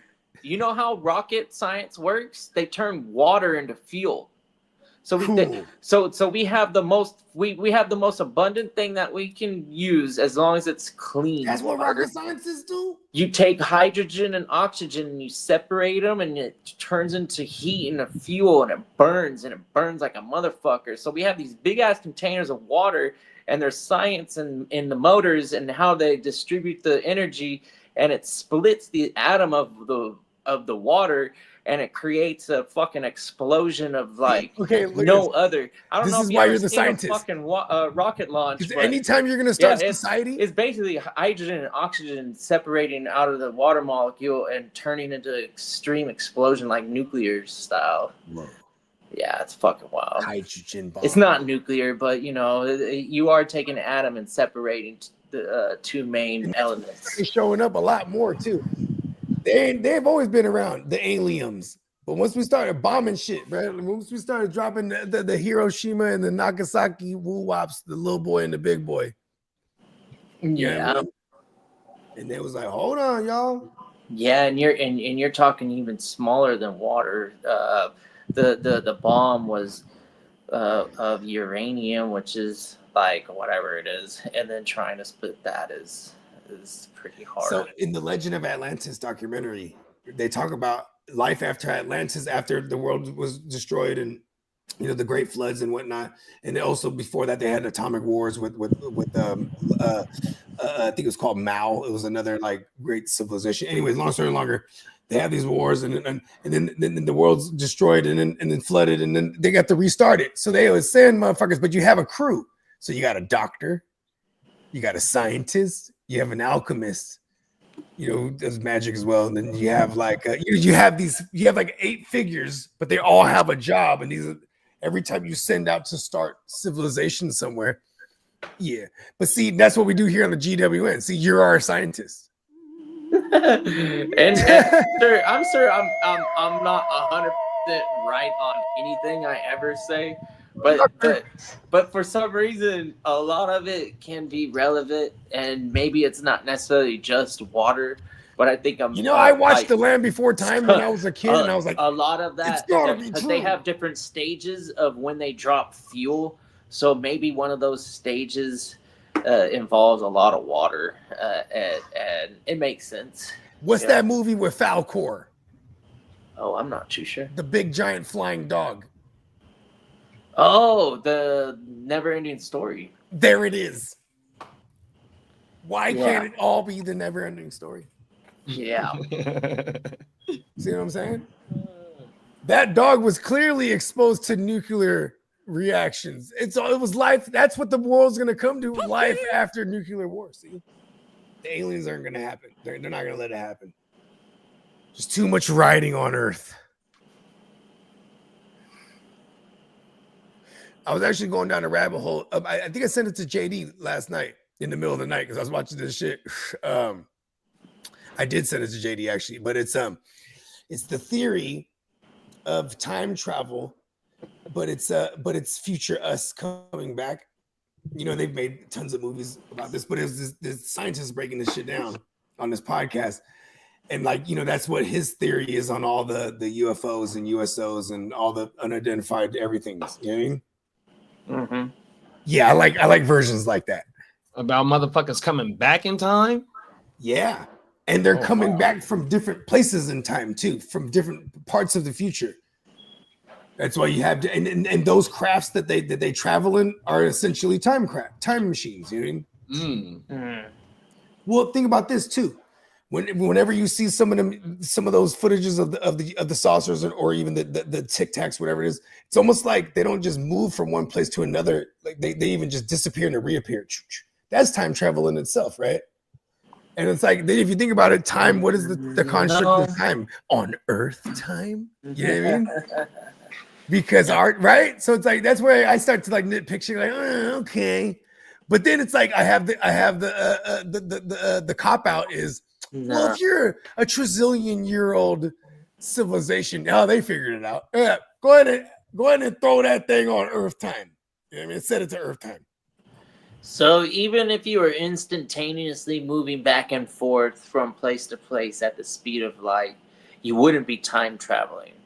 You'd only be time traveling at the speed of light if you were moving away from our basically our space time. So when I'm on mushrooms, I look at the stars and I'm seeing the past. It has more about I'm seeing the past.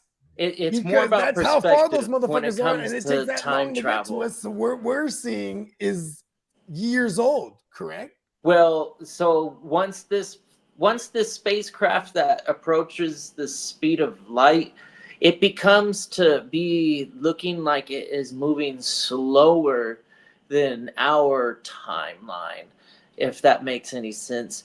So it'll go so far and so fast. It for us relatively, it'll look like it'll be moving slower. But when have we created anything that we sent up there that goes light speed? But when it's moving so slow, in reality, it's moving so fast. So by the time it comes back and it finishes its journey, you will be 85 years old, for example, and the crew that was the same age that when it left, they'll only be 33. Oh. So the time travel is only relevant because, hey, look here we are. This is the space and time that we exist in. So when these you jump guys in just that shuttle, jumped into the fucking you kiss all your loved ones goodbye and fucking dipped out and might visited the wherever the fuck and came back. And then in that moment that they lived on that spacecraft, in that relative space time on Earth, there was an extension on time relative to So them. this is why And- we need to find wormholes so we can just kind of point A to exactly. point That's the B only in time real that time. that space time traveling and basically traveling through space intergalactically makes sense, is being able to actually do some of that science fiction shit that you see in movies and Yeah, like Star where you Trek have, and like, Star Wars, all that space ways stuff. where you could If hyperdrive it. if you can actually tear the fabric of space and bend it so far Oh no, that I've seen this movie. you can jump It doesn't from, work out. you can jump from extreme distances in This is space. what this is what But- Doc Brown was trying to warn us about. Well, they say they can bend it, and then that's how you make a wormhole, and Great that Scott. that might be technically what some of the black holes do, theoretically, and some of the stuff that I've read. Don't listen to any of that guy's theories, because that guy's just any of this ancient aliens isn't basically kind of like my flavor, but it's interesting. I've watched them all. I like how creative they could get with some of the stuff, and you can really start to believe All the some of the movies stuff came that from they that give shit. you. But no, the reality is, you talk to the people in Cairo, the actual people in the museums that are in that region, and they don't believe any of this stuff. They have a story that they have been aware of, and they continue to believe it. And I'll probably take their story over some Greek guy that wants to create some. Look at this thing. It looks like a spaceship, or no, a jet engine. No, it's like, no, it looks like a mosquito, or what does it look like? Like, no, but they don't have wings like that. It's like, yeah, but like, were they paying attention? Oh, are we to talking me? about the insecticide or the Yeah, how they look fucking like aliens now? planes and stuff, and how they tie in all this like little things and try and blow it up into some ancient space-time travelers that showed ancient men, You're a non-believer. modern men things and whatever. Yeah, I'm not a believer. I'm a skeptic. Yes. And this is what see, and we need this. We need this on the crew. Yes, I am the unofficial You're the logic. pause. You're the rationale. Pause. I'm the Scully here. Okay, you're In the a lot of Scully. these all right. conversations, you I guys like could it. be the I'm totally Mulders. Mulder. Yeah, I'm the Me, Scully in a Peacock. lot I of think me, these Peacock, and JD are conversations. Mulders for sure. Well, here's some news for you. Cowboy star pass rusher Micah Parsons is further away from a new deal with the Cowboys than he was back in late March. Damn.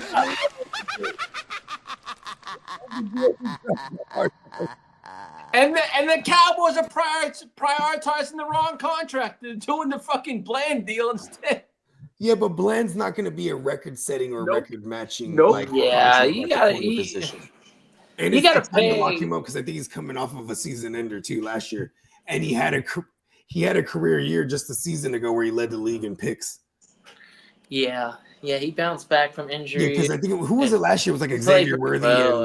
and oh no, it was Xavier McKinney and and Joseph Kirby Joseph. They were going crazy last year.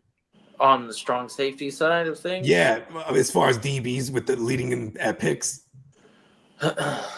Yeah. Yeah, because then Bland just 2 years ago led the I'm league. I think excited right? about that at new the quarterback position. Tyler Newbin out of New York Giants, knowing that they're going to be on the field all the time for IDP. And, I know, I'm mad. I don't have enough. throw of in them. some names. It's okay. I don't We've have all enough played Newbin.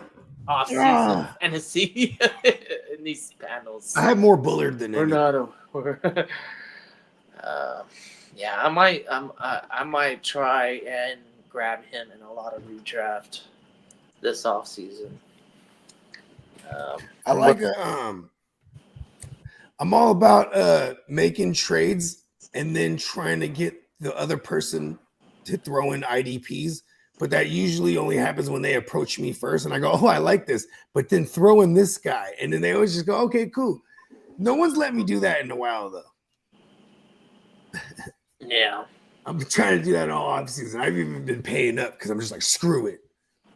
I'm paying up to strengthen as much as possible. It's gonna If be we die, we die.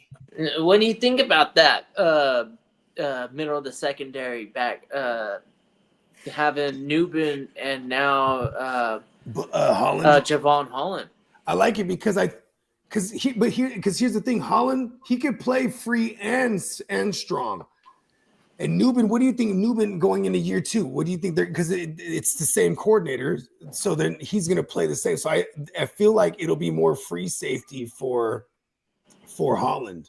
100%. Yeah, Newbin plays better. Because here's my thing. I'm still holding on to Holland's rookie year when he was with Brian Flores, where Brian Flores had him. Well, here's the benefit of having 2 good safeties is it. Usually a bad safety has to play so far back. A good safety, you want they actually can play closer. And but he's great playing outfielder. So when you bring in your strong safety and you bring him in as like a 5th linebacker, then all of a sudden you kind of change the defensive back to be like more cover 2, and then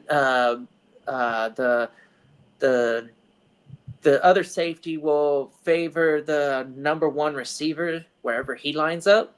But that doesn't mean that he plays super far back. He just moves over wherever the number 1 is.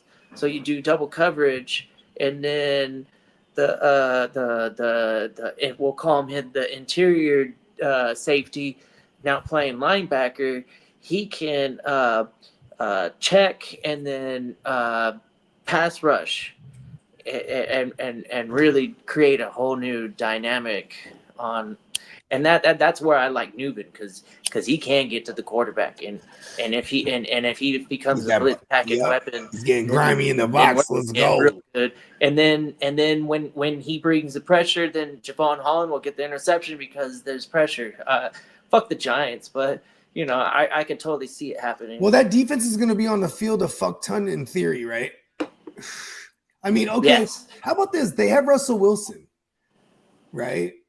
I mean, for what it's worth, I mean, this is not the Steelers where it's Mike Tomlin, where he's like, I'm just Mike Tomlin. I'm going to get 8 wins. The best thing that can happen is that Dart develops quick and forces himself on the field somehow.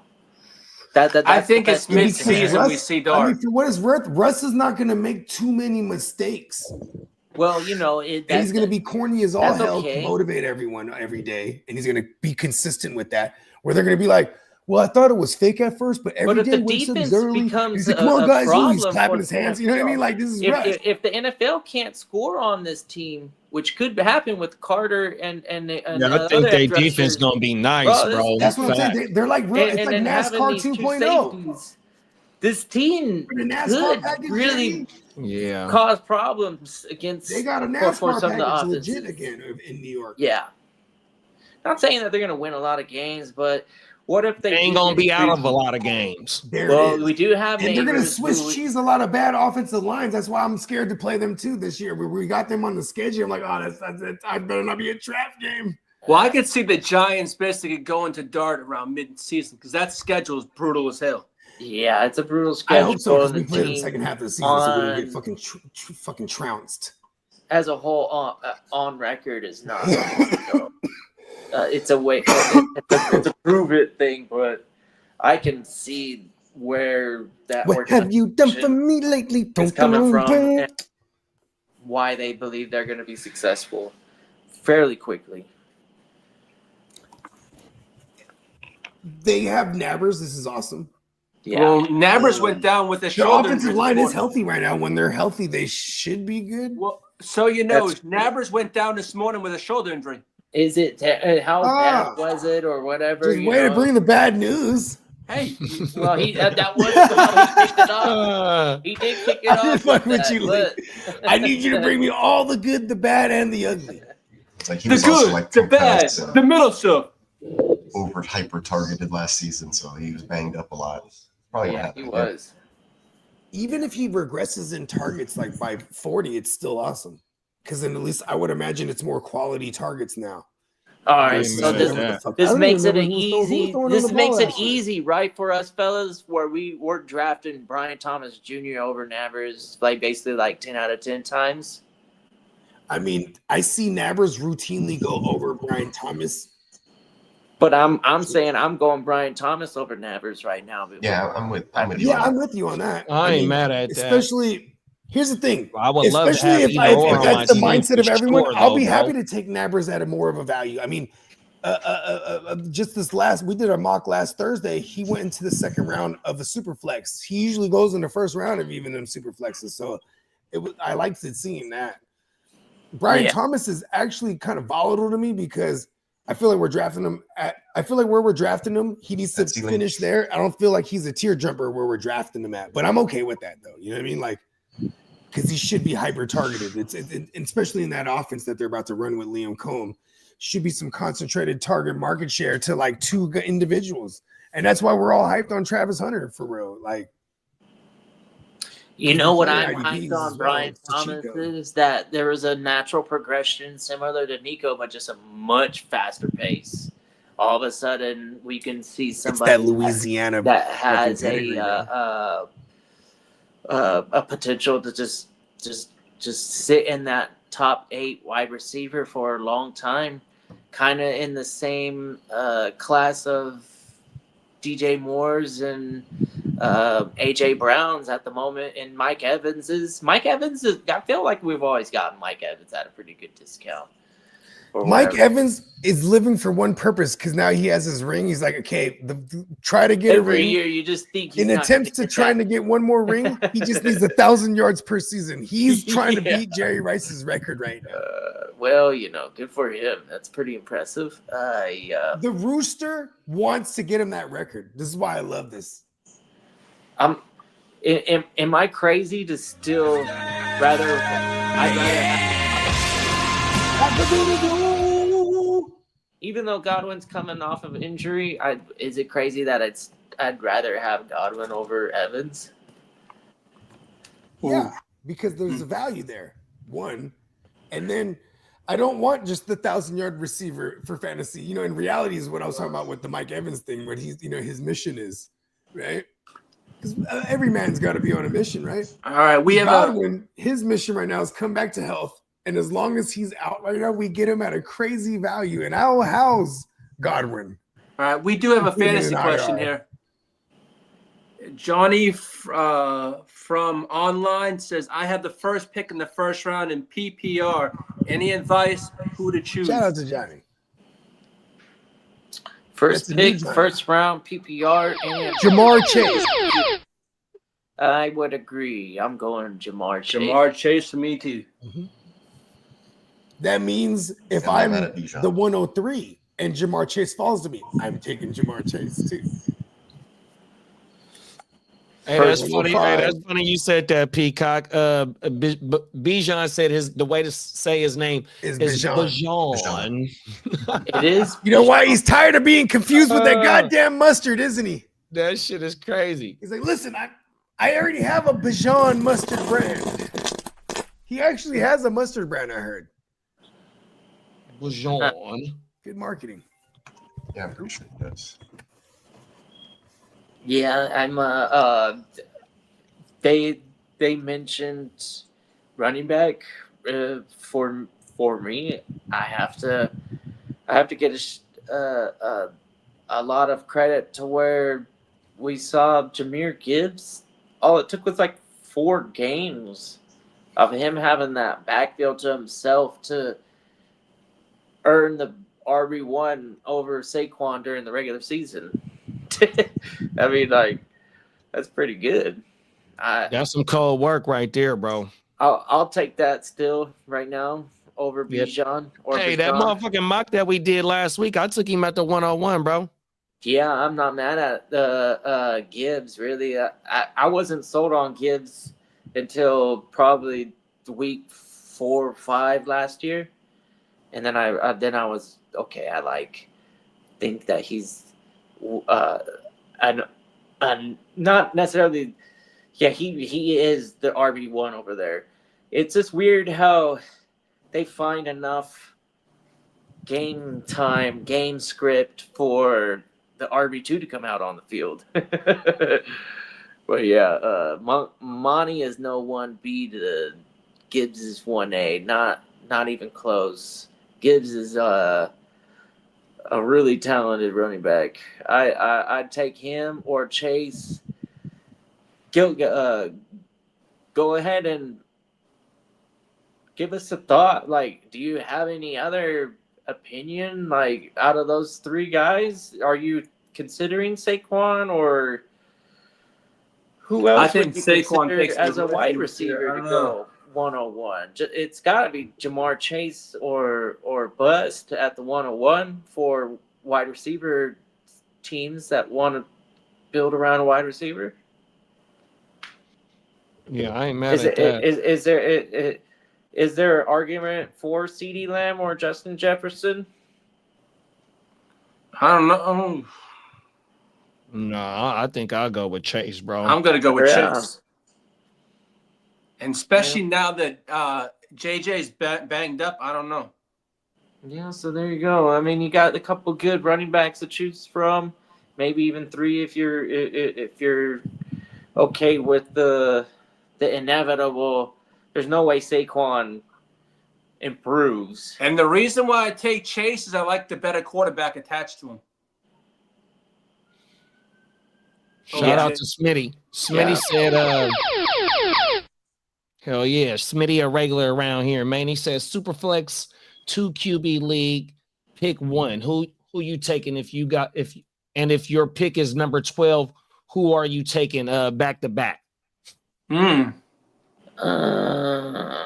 going to go best quarterback available and probably best running back. Yeah, I wait on quarterbacks in redraft Superflex leagues, bro. I ain't gonna lie, 100%. I kind of wait on that next tier of quarterbacks. So I'm definitely going position players right here. Best available position players on the double up. Yeah. You know, as always, you got to read the draft board, see what that league is doing at the back end. As that number one team, you're just kind of like, in my position, I value certain players at the top, and I'm going to use that as how I approach that 101 list. If I want to start it off with running back, I know who I want. If I want to start off with wide receiver, I know who I want to do it with. Yeah, and you might get the best of both worlds. You can snatch out the best off each if you're at the double up spot, right? If you're at the bookend. Yeah, here's what I like to do is nice right now. I want to trade. If I'm the first, I want to trade with the 12. We'll think about this too. Yeah, for real though, because I like the double up more than anything. And at the 12 spot, the first double up. Yeah, and being at the one spot is awesome, but you don't get your double up until that 2-3 turnaround. You know, the good thing about the one though is that if you have a redraft, you ain't doing that third round reversal. If you have a 3 wide receiver set, I got that first and the third too. So I do like that number one. Not gonna lie. That's probably why I would go with the one. I would go Jamar Chase. I'm going receiver always. Yeah, I'll probably do Jamar Chase regardless. For however you want, you anticipate. Yes, Joe Burrow throwing him the ball, and he is who he is. Not too many of them are going to go quarterback. There's no way that it's too tempting to grab some of these skill positions. Once they start to get thin, you panic and you don't want to miss out on a true number one. Because quarterbacks, you what have you got? Are we arrogant that we just love to chase? We love to diagnose the next up, the tier jumping quarterbacks. So a lot of us will wait. You know what I mean? Yeah, Dak Prescott's going to be kind of valuable. We're not arrogant. We're just trying to be sharp. I am waiting on the quarterback in that Superflex redraft, bro. Yeah, I don't even know if I'm waiting probably beyond definitely the Chargers one, Justin Herbert. As soon as he gets off the board, maybe I start to think about, okay, maybe I shouldn't let quarterback slide too far. So where is Justin going right now? Justin Herbert is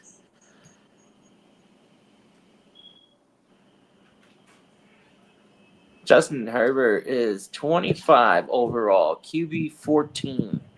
Yeah, I'm not mad at it. Look at how far I waited to get my quarterback. 14 off the board. I ain't mad at that, dog. Yeah, the guy who won it in your league took Lamar 1 and then probably Jaden Daniels later. On the way back. Oh yeah, well, he got lucky. He got the rookie he that killed him with developed. I was one. targeting Jaden Daniels in a lot of my leagues. I had him in a lot of places last year.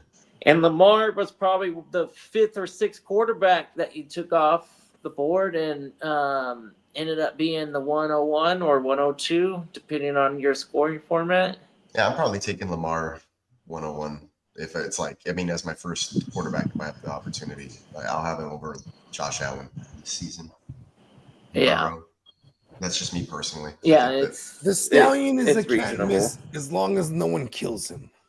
Yeah, he's a He's little too a killer. reckless. He's a little too reckless. I like Lamar kind of dipping out of bounds on the sidelines, things like that. But he's just too quick to get hit. Meanwhile, Josh Allen plays with a little bit of reckless abandon. Leaves his feet too often to me. I mean, he's a bigger guy, right? That's it. Style of plays. That's Josh tiebreaker for me. Allen's on the trade block, fellas. I knew it. I didn't want to say anything this whole time. I was like, he's gonna go the Stallion. He's a can't miss. Come on. All right, come on 5 now. years. What do you? We have What 5 you got? years of him being no less than 3. Yeah, but in this particular list, if you're going to go with the JD thing and wait, then you pass on the first 5 QBs who are, and then you look to strike. I think because the first 5 are the first 5 picks: Allen, Jackson, Daniels, Hurts, Burrow. Then after that, it's a little bit of a tier break, and then Mahomes, Mayfield in the second tier. So once those 5 go for me, that's when I start looking at guys like Baker. I'm not really confident with Mahomes. I love the Goffel, Brock, Baker, Bo Goffel, Nix. the Brock. I love that whole tier. The Bo Nix. I'm skipping over Kyler because I've just never been a fan. Yeah, fuck him. And then let's see who's down here. The Brock. I'll take a shot on him. Justin Fields, I'm not so sure, but Dak. Even a Justin Herbert, I might take a shot on. Trey, if the young Harris comes around and stuff. And I don't know. The only thing that bothers me is the coaching staff wants to run the football over there a lot. But I wouldn't mind, maybe taking a shot over guys like Caleb Williams. I just don't think he has it. And then Jared Goff all the way down here. Look at that value, QB 15. I love the Jared Goffel hate. Yeah, it's too much value in the quarterback position for you to be wasting it. If you ain't taking one of them top dogs. just look where CJ Yeah, the Stroud top is 5 on the picks. list. It's He's even further than Stop that. saying names of players that haven't been drafted. Even though Love. Stafford got a fucked up back right now, if Stafford healed that back up, he could be one of them quarterbacks that wait and boom for you, bruh. We could be watching a week 1 matchup with no Stafford and no Joe Mixon. Houston in LA. Oh, whoa. Jimmy Garoppolo. Yeah, they were Jimmy talking about that Garoppolo and today. Nick Chubb. McVay said he has the utmost confidence in Jimmy G as a backup quarterback. Of course he does, because Jimmy done whooped him up for hella years. All right, this is a nice little. I don't know why I squirrel off, but it's kind of relevant. Here we go. We got Drake May, Jordan Love, CJ Stroud, or who was the other one? Trevor Lawrence. I'm pretty sure we're fading Trevor Lawrence. I'm probably gonna go Drake May in this instance, but I'm still considering those other two. I think in reality, Stroud is being drafted with the Brock in them. Yeah, I think that he's playing on a good team. That he might even be drafted. Yeah, and if the Texans O-line comes together, bruh, that motherfucking passing game is going to be deadly, dog. There's been good reports out of camp so far. Offensive linemen staying after practice. They've actually I've seen them in interviews actually taking accountability for stuff this season as opposed to, and then naming differences. They're not just going and hiding by their locker room and not doing interviews like they were all of last year. So it's, it's a little bit different. That's kind of weird. I kind of do I want to agree with you guys too with Drake May. The rushing upside is too hard to ignore. He seems to be pretty good Josh at it. McDaniels, he has a mobile QB playbook. We've seen him with Tim Tebow. We've seen him with Cam Newton for a cup of tea. You know what I mean? It's there. There you go. Brandon's saying that the O-line coach literally make the Texans do do push-ups. That's usually not a good sign. I mean, like, unless it's just because they failed one play, but like usually you get punished because like I was saying, you're not doing Hit what the deck. the reports from camp are that the offense actually looked better once the pads came on and the offensive line was holding up, and they scored on the Texans defense. So I mean, if their offense can score on the number 2 overall defense from last year, then the signs are pretty good for the offensive line right now. I think the rookie, you heard it here, man. We got the inside. The rookie's only been beaten once, Ursery at the right tackle position all camp, and it was, I think, a loss to Danielle Hunter or Will Anderson. I don't know if you guys have noticed this. I don't know if you guys noticed this. We haven't really highlighted CJ Stroud, and I feel like it's all of us on purpose. One, because we want him to do good, and we don't want to overhype it. But then also us because we don't want to. We love the value we're getting out of. Yeah, because he's way lower in these rankings than all these. He's like super back here. It's Trevor Lawrence is going over. It's criminal. Really could you imagine waiting for just like keeping it on the low with CJ? So there was a super flex league where I passed him up, and I was like, "Why did I beat?" Like, I should have just taken him. Like he's keeping it real low. You know what I'm doing right there when I see something like this on Fantasy Pros? It makes me say if I'm in that 12 and 13. I'm taking 2 skill players, and then the next 2 rounds I'm going. And it's an absolute race for those guys. Yeah, I'm taking the best guys available the next go around, and then I'll be okay. The rest of the way, I'll just pick and choose best available. The Vegas League is going crazy. Oh, did you join that Vegas League yet, Kidda? Yeah, I just got the invite a couple days. So no matter what, we have 12, but the intention is obviously 14. That's why we set it at 14. Because shout out to my man our man Ghost Monkey. He actually booked up everything and sent me the whole woo-wop. But then now some families coming, his daughter's coming into town, so he can't make it that weekend. But he was like, "I'll still draft remote." I'm like, "Okay." The thing is, we're trying not to have any remote drafters, and but we do have like a shitload of maybes that are going there. Yeah, you know what I mean? That's so awesome. They just join while they're there. Yeah, like even my man Iffy, he's like, "I'm gonna go, bro." He's like looking at fucking shout out to Wise Man too, but he's looking at, we're on the phone, he's looking at flights. He's like, "I'll arrive at 9, bro." And I'm like, can you arrive at 7? And he's like, he's like, I don't want to take off work. I can just go and woo woo. I'm like, okay. Because then I'm like, I want you to be in that league. Because he's like, I'm just gonna come. His brother lives in Vegas, so he's like, I'm just gonna come out no matter what. Like, fuck it. And you know what I mean? I'm like, all right, cool. Because he's just gonna come out and party with us. You know what I mean? He's just gonna stay at his brother's. You know what I mean? But I'm like, but he's a savage in fantasy too. So I'm like, listen, we are gonna do a draft though. He's like, yeah, I want in. I'm like, oh shit. So the West, the West, Friday, that league's gonna draft on Friday. It might be a later draft. I ain't gonna lie. Like, I'm not saying just for iffy, but I'm just saying like period, because like Friday, everyone is arriving like in the evening, like 5-6 o'clock. Some of those members that are in that league. Oh, and then we also got Silky Johnson. Ooh, I forgot to holler at Silky because he was in the chat the other day. But yeah, Silky is a strong maybe. You know what I mean? He keeps saying, man, keep circling back around. And the last time I circled back around was like a month ago. Shout out to those dudes, man. I haven't seen them in 2 years, so that'll be cool. Yeah, this is getting back to the. But we got 12 no matter what. Is what I'm saying. the root of this Vegas thing. So I mean, I'll be looking forward to it from here on out. I don't think it's going anywhere, to be honest. This is pretty good. My pop said that next year we can book the timeshare in advance and we can save some money or whatever the hell. You know what I mean? That's crazy. Yeah. The closer we get, the more we got 2 of them. We got one at the Tahiti, and the other one's like a Hilton.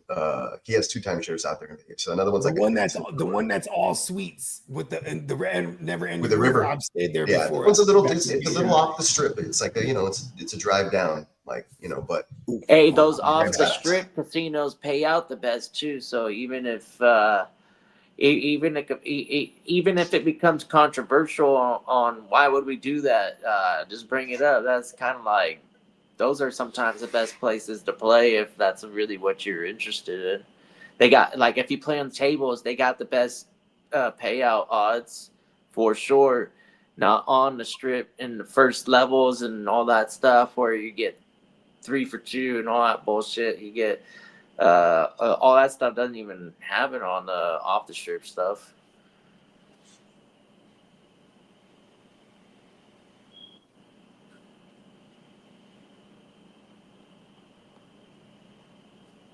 The motherfucking draft is here, dog. 100%.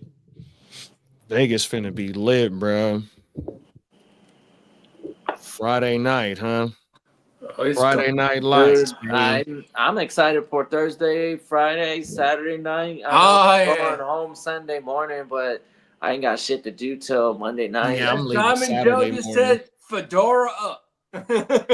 Come on now. Fedora up. I don't know. You might, you might spot a couple of them in the crowd.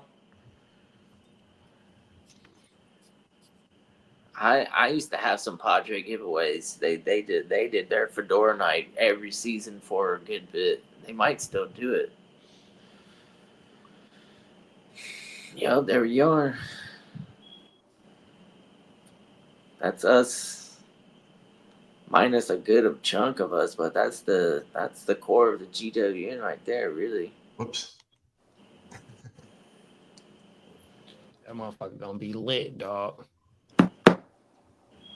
Meg said I'll be in Vegas with my wife Friday around 3. I think I get there 3 o'clock, 2 o'clock on Thursday. Yeah, I'll be in that motherfucker Wednesday. Wednesday to Saturday. Wednesday I took off just to have a day to like pack, make sure I got all my shit ready to rock and roll. I'm Thursday. Thursday, Friday, Saturday, Sunday. Yeah. Leave Sunday. Yeah, I'll be there Thursday morning, 11:30ish. All right. And then bright and early fucking Sunday morning. Yeah. Oh yeah. Yeah, me too. Yep. Yeah, see if we can Dennis split and an I Uber are to the going- airport. All right. Yeah. So I think I'm out of there, or I need to be there like at 7 or some shit. So Yeah. Yeah, I'll- Dennis and I are probably driving into the airport ourselves because we got flights close together. all right. All Yeah, right. we'll see how we'll talk about it. We'll figure out the rides, getting the rides to the airport. Yeah. That's funny because none of this was talked beforehand. So at least on my end, and it's all lining up pretty nice. It just makes my Saturday night maybe shorter than anticipated if I have to rock with somebody that's leaving super early, which I don't mind. I'm a cat. I'm a cat man. I'm sleeping basically 20 hours of the day. Come on now. Yeah,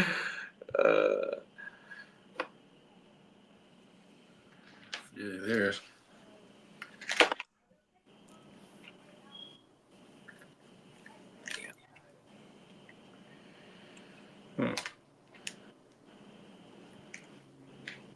Yeah, this is gonna be interesting. I've been getting good reviews. I've been getting good at cooking the stuff that I got in line for y'all. I'm just crossing my fingers that I can get a hold of all my ingredients because obviously I ain't throwing all that shit. I don't know. I have no idea if it's possible. Maybe I should probably prepare and just get some of the essentials, but for the most part, I think I get away with a lot of the stuff. Hey, I have a vehicle out there, so we can go hit Costco. I have a vehicle, so we can hit Costco if we need to. Yeah, Yeah, for we're sure. gonna have a Get some vehicle. My plan groceries was on Thursday.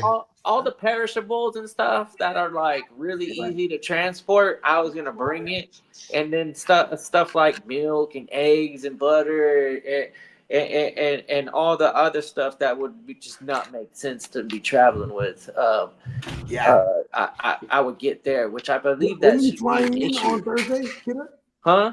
That Yeah, Thursday, what time Yeah, you but so I got I Me, gotta soak JD, the and beans. Steve-O I gotta and soak the Phil said we're gonna beans be on there all Thursday, which will take me, like 12, 14 hours, and then I can start cooking them, and then that process that usually takes 12 hours. Okay, so this we're talking about a Friday dish type of shit. For that, anyways. Yeah, but, that's the draft night too. yeah. Okay. So we can Barbecue, we make some can tacos, do the something on tri-tip Friday. roast. Well, I need to inquire about all their that oven shit? that I they don't know. have there, because last Yeah. time we had a problem with the fridge, and we do have the same exact spot. So I was like, they took care of the fridge thing. So now I'm like, okay, I need to inquire about the oven, make sure the oven works legitimately. And the cool part about it is that If not, too, we got mini we're gonna grills that we can just throw on gonna that balcony. Savage. double That's what I was the gonna say. I can amount mini of grill on that. cookware.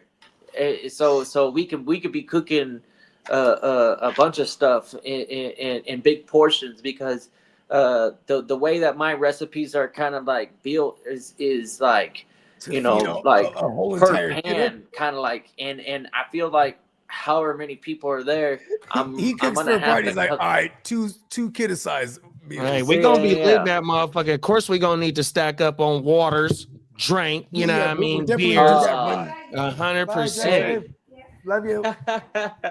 That's the whole point of this stuff, is to Facts. actually I'll be getting like sugar-free drink. You know, some Rocking chips with and y'all, dip. We gonna partying eat some and- motherfucking Lee, you're gonna be snacks. locked You in. know what I Lee, we need mean? you to just get all the information from the streets that you can. Yeah, That motherfucker gonna be lit. we're gonna be partying and then drafted and doing all Yeah, we sorts got of fucking we got a inter- couple coolers that we're fantasy gonna just football. have too, just right there on hand. Yeah. I'm a fan of making fantasy football drafts the most fun part of the season. I already have a fund for the house. We have we already have $300 just for the house already, just for food right out the gate and drinks. You know what I mean? And that's from all of us joining forces. I just made sure I threw an extra little woo wop so everyone didn't know. Because then when we get around to it too, if we need anything extra, it'd be the same thing. Hey, everyone throw $30. You know what I mean? Yeah. Hey, we got a fantasy question for you, kidder, from the Smitty. Shout out to Smitty, man. Big He Smitty. said, so if you're the 12th pick in a 2 QB Superflex league, would you go 2 skilled players, then 2 QBs your next go round? All right, yeah. So I'm gonna watch example, how the room is. in the You got to most feel the ideal room out though. situation, yeah, in the most ideal situation, you could hold off on that second quarterback. You'd be able to do. Hey, okay, look, and if let's it's go. getting So we're definitely steep, we're definitely doing the 2 I'm gonna skill grab at players, least one on that next and turnaround. then at least one cornerback in that turnaround. Yes. But if you've got 2 guys like, let's say, Drake May and CJ Stroud available, I'm not mad at taking both of those guys and waiting for the rest of the draft to build around your core, which would be a running back, wide receiver. If there's a 3 wide quarterback. receiver set, I'm going to emphasize that 3 wide receiver set. This is muy importante. You know what I mean? Yeah, balance is key. I like balanced builds and drafts. But if I can get if I can get close to 3 of the top, 12 receivers, or at least someone like two out of the top 12, and then one out of the top, 24 that I think could be a teardropper. I'm love starting like that. You know what I mean? Yeah, I love being in the back of these redrafts no matter what. Period. Quarterback wanna be one, on which that is why swing you around kind of some. lean on that Drake May, CJ Stroud in that realm of the quarterbacks that you might have available to you in that round 3 and 4 turnaround. It's so 5, 6, right? How the fuck does it work? Yeah, no, it goes 3, 4. Yeah, it goes 1, And 2, 3, 4, 5, 6. Yep. Yeah. When you're at the back end. Yeah, back in it's 3, and then you're the 3, 12, and 4. So, anyways, if you can avoid taking 2 quarterbacks, I'm not mad at it. But if there's certain players that you weren't expecting to be there, having 2 strong quarterbacks, that's always an advantage. Yeah, and then with him being the 12th pick, and when draft season do come, the earlier picks is only gonna be like motherfucking Chase and Bijan. You know what I mean? And that's like the first 7 picks right there. Allen coming off the board early, motherfucking Lamar coming off the board early, JD and Burrow Burrow. might come off the board. That's 5-4 Yeah. quarterbacks right Joe there Burrow in the too. first 7 picks. So after them quarterbacks, I don't know what quarterback I will feel. I would rather have one of the top skill players at the 12 and 2-1. Because imagine walking away with a Bijan and a Justin Jefferson or something ridiculous like that. That's nice. Like Yeah, they're that's like fucking when you nice. talk to Jared Goff or the Brock or Staffy, right? These motherfuckers, they could put up 30 plus passing tugs easily. Dak, fucking Daiquiri over there, he could do the same like as a floor. You know what I mean?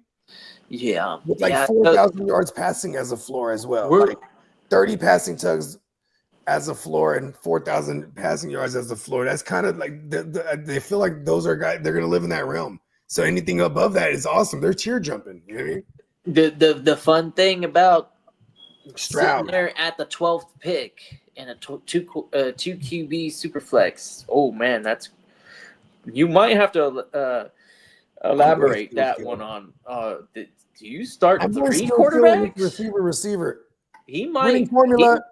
He could potentially be saying that this league starts 3 quarterbacks potentially with the 2 QB super flex. If the 2 QB league and then having a super flex. The super flex is super flex, but if he has 3 QBs, word. Yeah, I'm going 3 QBs. First 3 picks. No matter where. If that's the case, the most That's a hell of a league is gonna league. do that too. So then you're inclined to. You know what I mean? Yeah, that's But a hell of a say I'm at the inclined 12th to spot and I get a Chase. I and a might even fucking, take 4 quarterbacks the first 4 rounds. You know, a Chase and a Lamb, bro. I'm doing that. You know? Yeah, kid, if you take 4 quarterbacks in the first 4 rounds, you do like how Minnesota did the other day, and he controlled the market with the wide receiver position in a super flex draft we did 100%. And if Smitty's league allows you to start 3 quarterbacks, boy, oh boy, you done controlled the market for shit show, dog. Yeah, having 4 quarterbacks alone has value for your own roster. Oh, he says no, it starts 2, but every majority plays starts 2. Yeah, okay. You're playing in a standard super flex league. My bad. I got confused with. I love it though. He put some sauce on it. Yo, but we can get away with waiting, I believe, at the quarterback position. So if you can fade it, and if the room allows you to fade it, then that props. Like the strategy turned out to be a success. Even if not, you're still going to be able to get a couple good quarterbacks at that 3-4. But ideally, you'd like to fade quarterback a little bit and only take 1 quarterback at that 3-4. I mean, it's old school position scarcity, right? Like, for example, there's 32 starting QBs. So it's like if you're okay with 18 of them, I'm gonna look to those skill positions, because now if there's only a top 24 that I like at receiver, I'm gonna try to get 2 of them first, right? Versus like, okay, I'm okay. There's 18 QBs I like, and I could wait after the top 6. There's a tremendous drop off, or maybe the margin isn't too. You know what I mean? But you also got to just feel the room. You know what I mean? You got to go real Bruce with it. Be all water. You feel me? That's the best way. You gotta be all water. Exactly, as Bruce Lee, and one of our dynamic designs from our man Neon Peacock. I forgot to get the Bruce Lee one. You just reminded me. That one's a pretty good one. I ordered a fat order the last time. I forgot to get the Bruce Lee one. Oh man. I got my green GWN, I got my gold GWN, and my green pause shirt. Let's go. And I took advantage of that deal, $12. Yeah, that $12 deal went crazy. I bought a bunch of shirts. Yeah, I got the MTV GWN one. I bought a bunch of GWN ones because I love that design, that peacock, the NWO inspired one. Yeah, looks pretty. Yeah, classic design right there. It's just clean, and it's like I could whore it. You know what I mean? hell. It makes people double take. I remember, I think we were doing Super Bowl coverage. And I was over there with JD, and he took me to this local deli that he'd been fucking with all his life. I was like, yeah, let's go. So we go to this. It's not just a deli. I don't want to just downplay it. It's a deli, and they smoke joints too. You know what I mean? Facts. Yeah, so I actually got the smoked woo wop, the brisket. I was like, oh, I'm getting the brisket, right? I smelled that bitch from a mile away when we was parking. I was like, oh, yeah, I'm going to get that. Yeah, they go crazy, bro. Facts. Oh, yeah, but the dude goes, so it was like a brisket, and then I think, I forget what your sandwich was, but then the guy's like, oh, who's that for? And he goes, it's for them over there, the guy with the NWO-looking sweater, but it says GWN. I was like, yes, that's totally what it is. Come on now. I was like, for sure. Especially They people shit from our slapping. generation. It's just iconic. It's an inspired version. Let's go. For generations. Look at that. Rest in peace. Rest in peace to Hollywood Hogan. You know what's funny is they got mad at him because for years he would tell it like he created the NWO. That was his idea. And then Big Diesel and was it Kevin Nash and Scott Hall? That was totally their bag. But they're like, they let him do it because they love the old lug.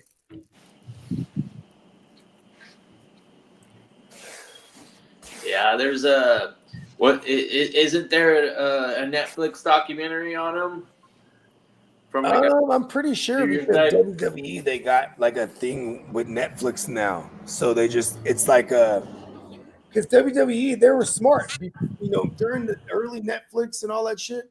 WWE had their own network, the WWE network. They were making fools pay monthly for this shit. Maybe it was the Vince McMahon thing too, because I did watch that. I know. I saw that Vince McMahon thing. You know what's crazy about that is they were shooting that, and it was gonna be like an up piece for him. You know what I mean? Like a puff piece, essentially. But then in mid shooting that shit, all that stuff came out about his his sexual escapades with one of these assistants. So then it turned into like his history as they had to include his history now. So if you see a lot of his testimonies in there, he's real stern because you know what I mean? It's like all of a sudden the tonality shifted. They were shooting it like over the course of like a year. So the first 6 months it was a different tonality. Yeah. And they're like, you know what? We're changing direction here. You're kind of a scum. But it's the height of all that shit. I mean, they went after Vinnie Mac, they went after Diddy, they're going after everybody during that time. Yeah, but if you were fucking around with that it's wrong. He resigns, quote unquote. But I know a lot of them sold their they shit. think They they sold should get a pass the because majority this shit's been going share. on for a long time, supposedly. The ones who own UFC now, the ones who sold because Dana White and Vince McMahon have always had this friendly rivalry, and they became like great business friends over the years. But so I feel like that was the bridge because that's the same people who bought UFC bought the WWE. And then they still got everyone in place, like because legit Triple H is married to Stephanie, and they sit on the board, and like they didn't want a McMahon to sit on the board anymore. So it's like boom, it's all good. Triple H, you know what I mean? And then you have they brought in The Rock as someone who also sits on the board. Like they're doing it right because they know like all right, we need to bring in all the big draws. They make the $1 billion. However many $billions deal with Netflix just to buy Netflix essentially they leased Monday Night Raw. I think it is. Yeah. Well, now wrestling can actually get more badass on the Monday Night Raw show if you think about it too. They can do things they didn't. They can do things they did in the '90s, like bra and panties match them up bullshit. But I don't think they will. It was like the racy channel back then, though, huh? That was more of the Attitude Era. It's gone. That was the exactly.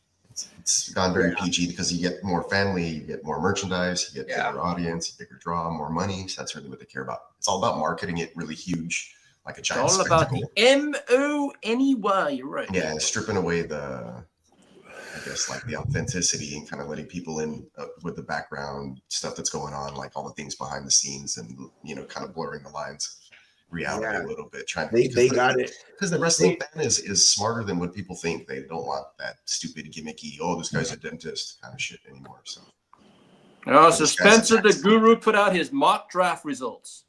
Let's go. I love it. It's that Johnny Midden said that he just sent you an article from 1960 where a Soviet scientist speculates about Sodom and Gomorrah being nuked by aliens.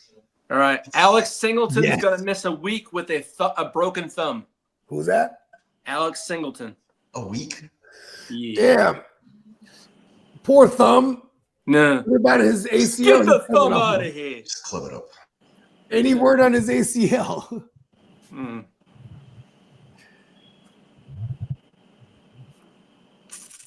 See what else we got. I love it. I can feel it. It's getting thicker. Pause.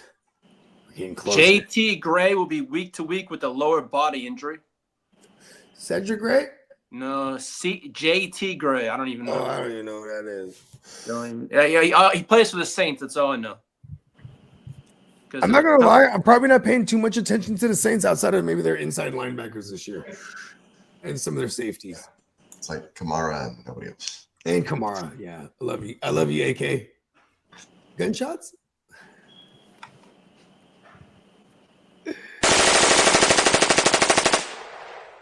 Forgive me.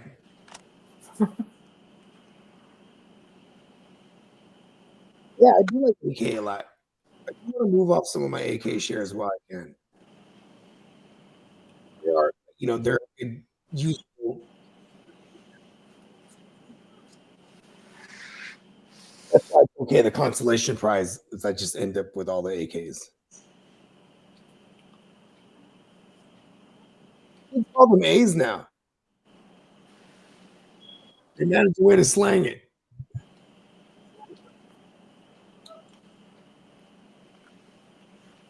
A's. It's a consolation prize for the parent. Oh, look at my son is Ron. He's at the top of the roll call. In the Brandon 32. says we're all Panthers fans week 1. Who are they playing week 1? Should we go live that morning when we set the draft off? The Browns. I'm kind of down. We normally do OJ anyway. OJ. It's a momentous occasion. World War 32. It's getting there. Is that already this week? This Thursday? Oh, that. I said that's already this Thursday? Yep. We're less than We're going, yeah. what? We're less than like 40-something hours or something. Yeah. And I swear that last 3 minutes before that kickoff is going to be so awesome. And then when we see it's the Hall of Fame game, we're going to go, oh, yeah, that's right. But it's at least going to feed. It's going to just, it's the steady trickle, right? It's like the IV drip. We're going to get little bits of football. Because when you're down with the GWN, brother, you're down for life.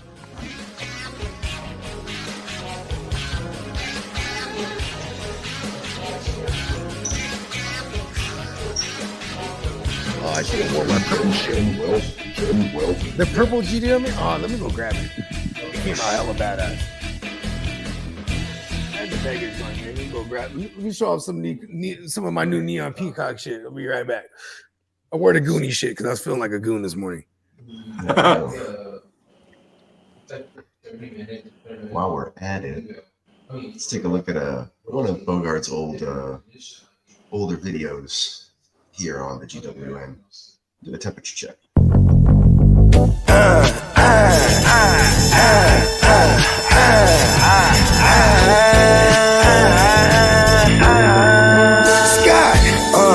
It's your temperature check. You ain't hot, so you hot. You ain't getting your check. I made a lot off the block. How I earned respect. Put in work every day. We had to flirt with death. I'm getting guap. You getting got. I'm wrecking shop. I'm friendly, yay. Stacking high as a skyscraper. Ay, let's get this paper. All in favor say. All in favor say. All in favor say. All in favor say. We for the day. We more the day. Let's make this paper. All in favor say. Yay. Yay.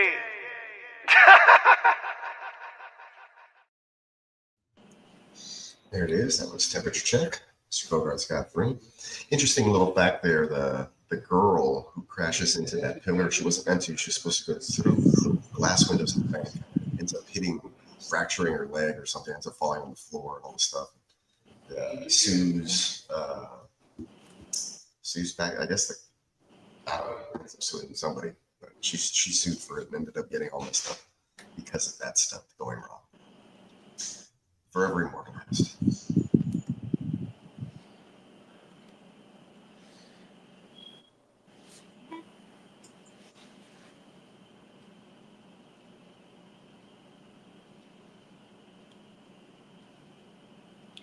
Now, Peacock, how often do your Texans wear that red jersey?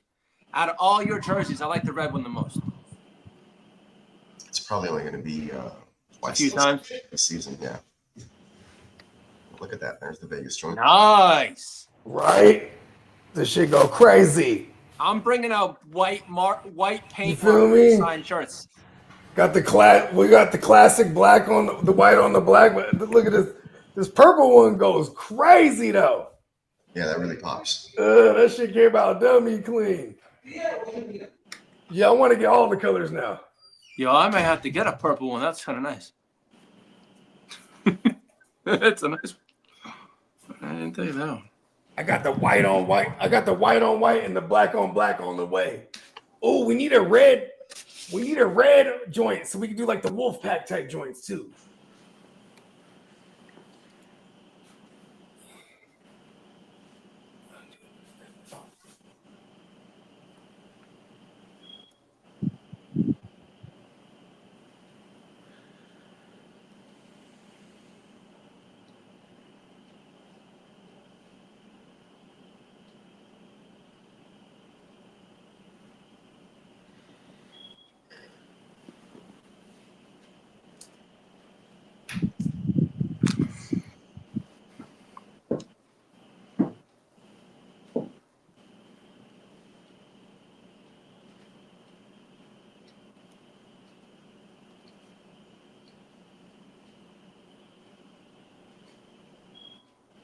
What do you guys think about Julian Blackmon signing with the Saints?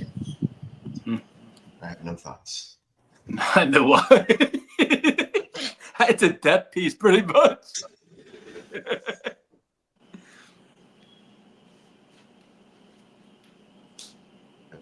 No actual. Definitely Spencer Bush.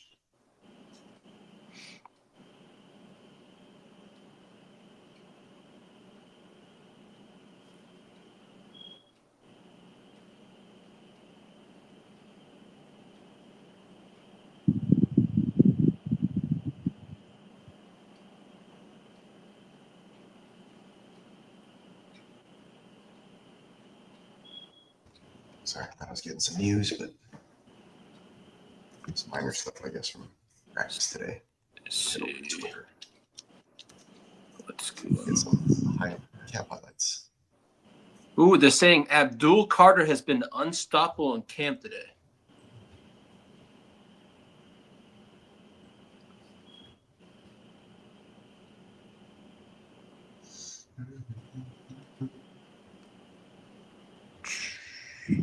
Friday.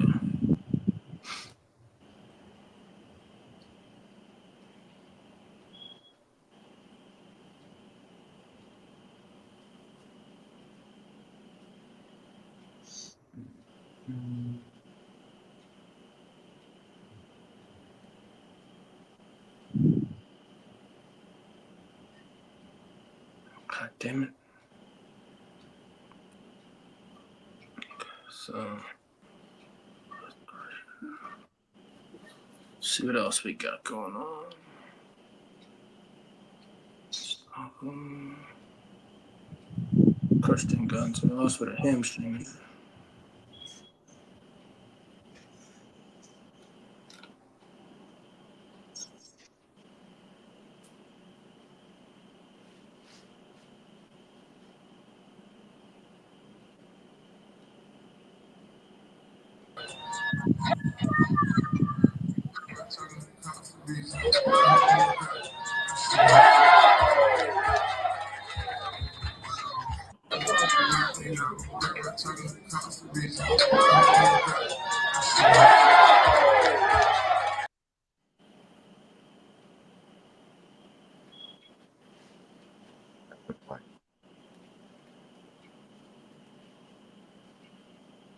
His face get beat. Petrie.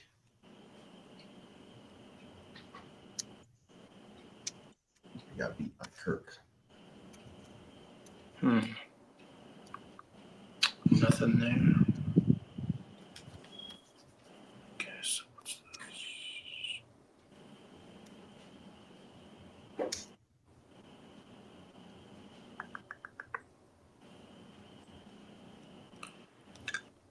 Excuse me.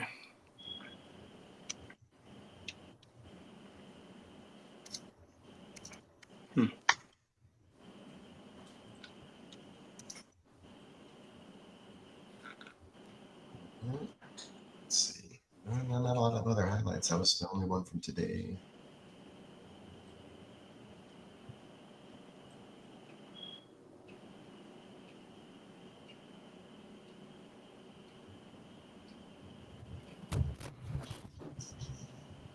Next sale, I'm totally buying hats.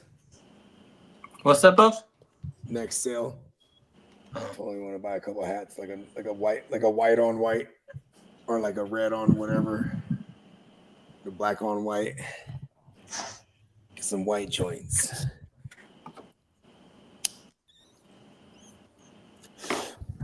Good show. Oh, we're still live. We can break Yeah, it down. neonpeacockmerch.com, everybody. You know what I mean? Sounds good. You know what I'm saying? Just be sure to lock in, you know what I mean? And stay tuned for the next sale. Yeah, should be happening maybe a week, maybe not. I don't know. Just keep your eyes peeled. But see, they have to tune in and sign up in order to find out. That's right. Visit the website, neonpeacockmerch.com. Sign up for the mailing list. You get all the alerts whenever there is a deal. Sometimes they'll give you a free code to use, just whenever there isn't a deal going on that you can take advantage of free shipping or $20 off, things like that. So just keep a lookout. Good idea to sign up for the mailing list. And on that note, we'll see you guys on the next one. We'll be back with Wake Your Game Up on Friday. And Actually, we have Playmakers first, right? Yeah, And I was about to say back that. Friday. And check- Yeah, we have check the Playmakers out on we'll be Thursday. back for Thursday. Correct. All right. Playmakers. We'll catch you guys on the next one then. All right. I don't know See why you, I was fellas. whispering. Have a good one. Peace. Fellas.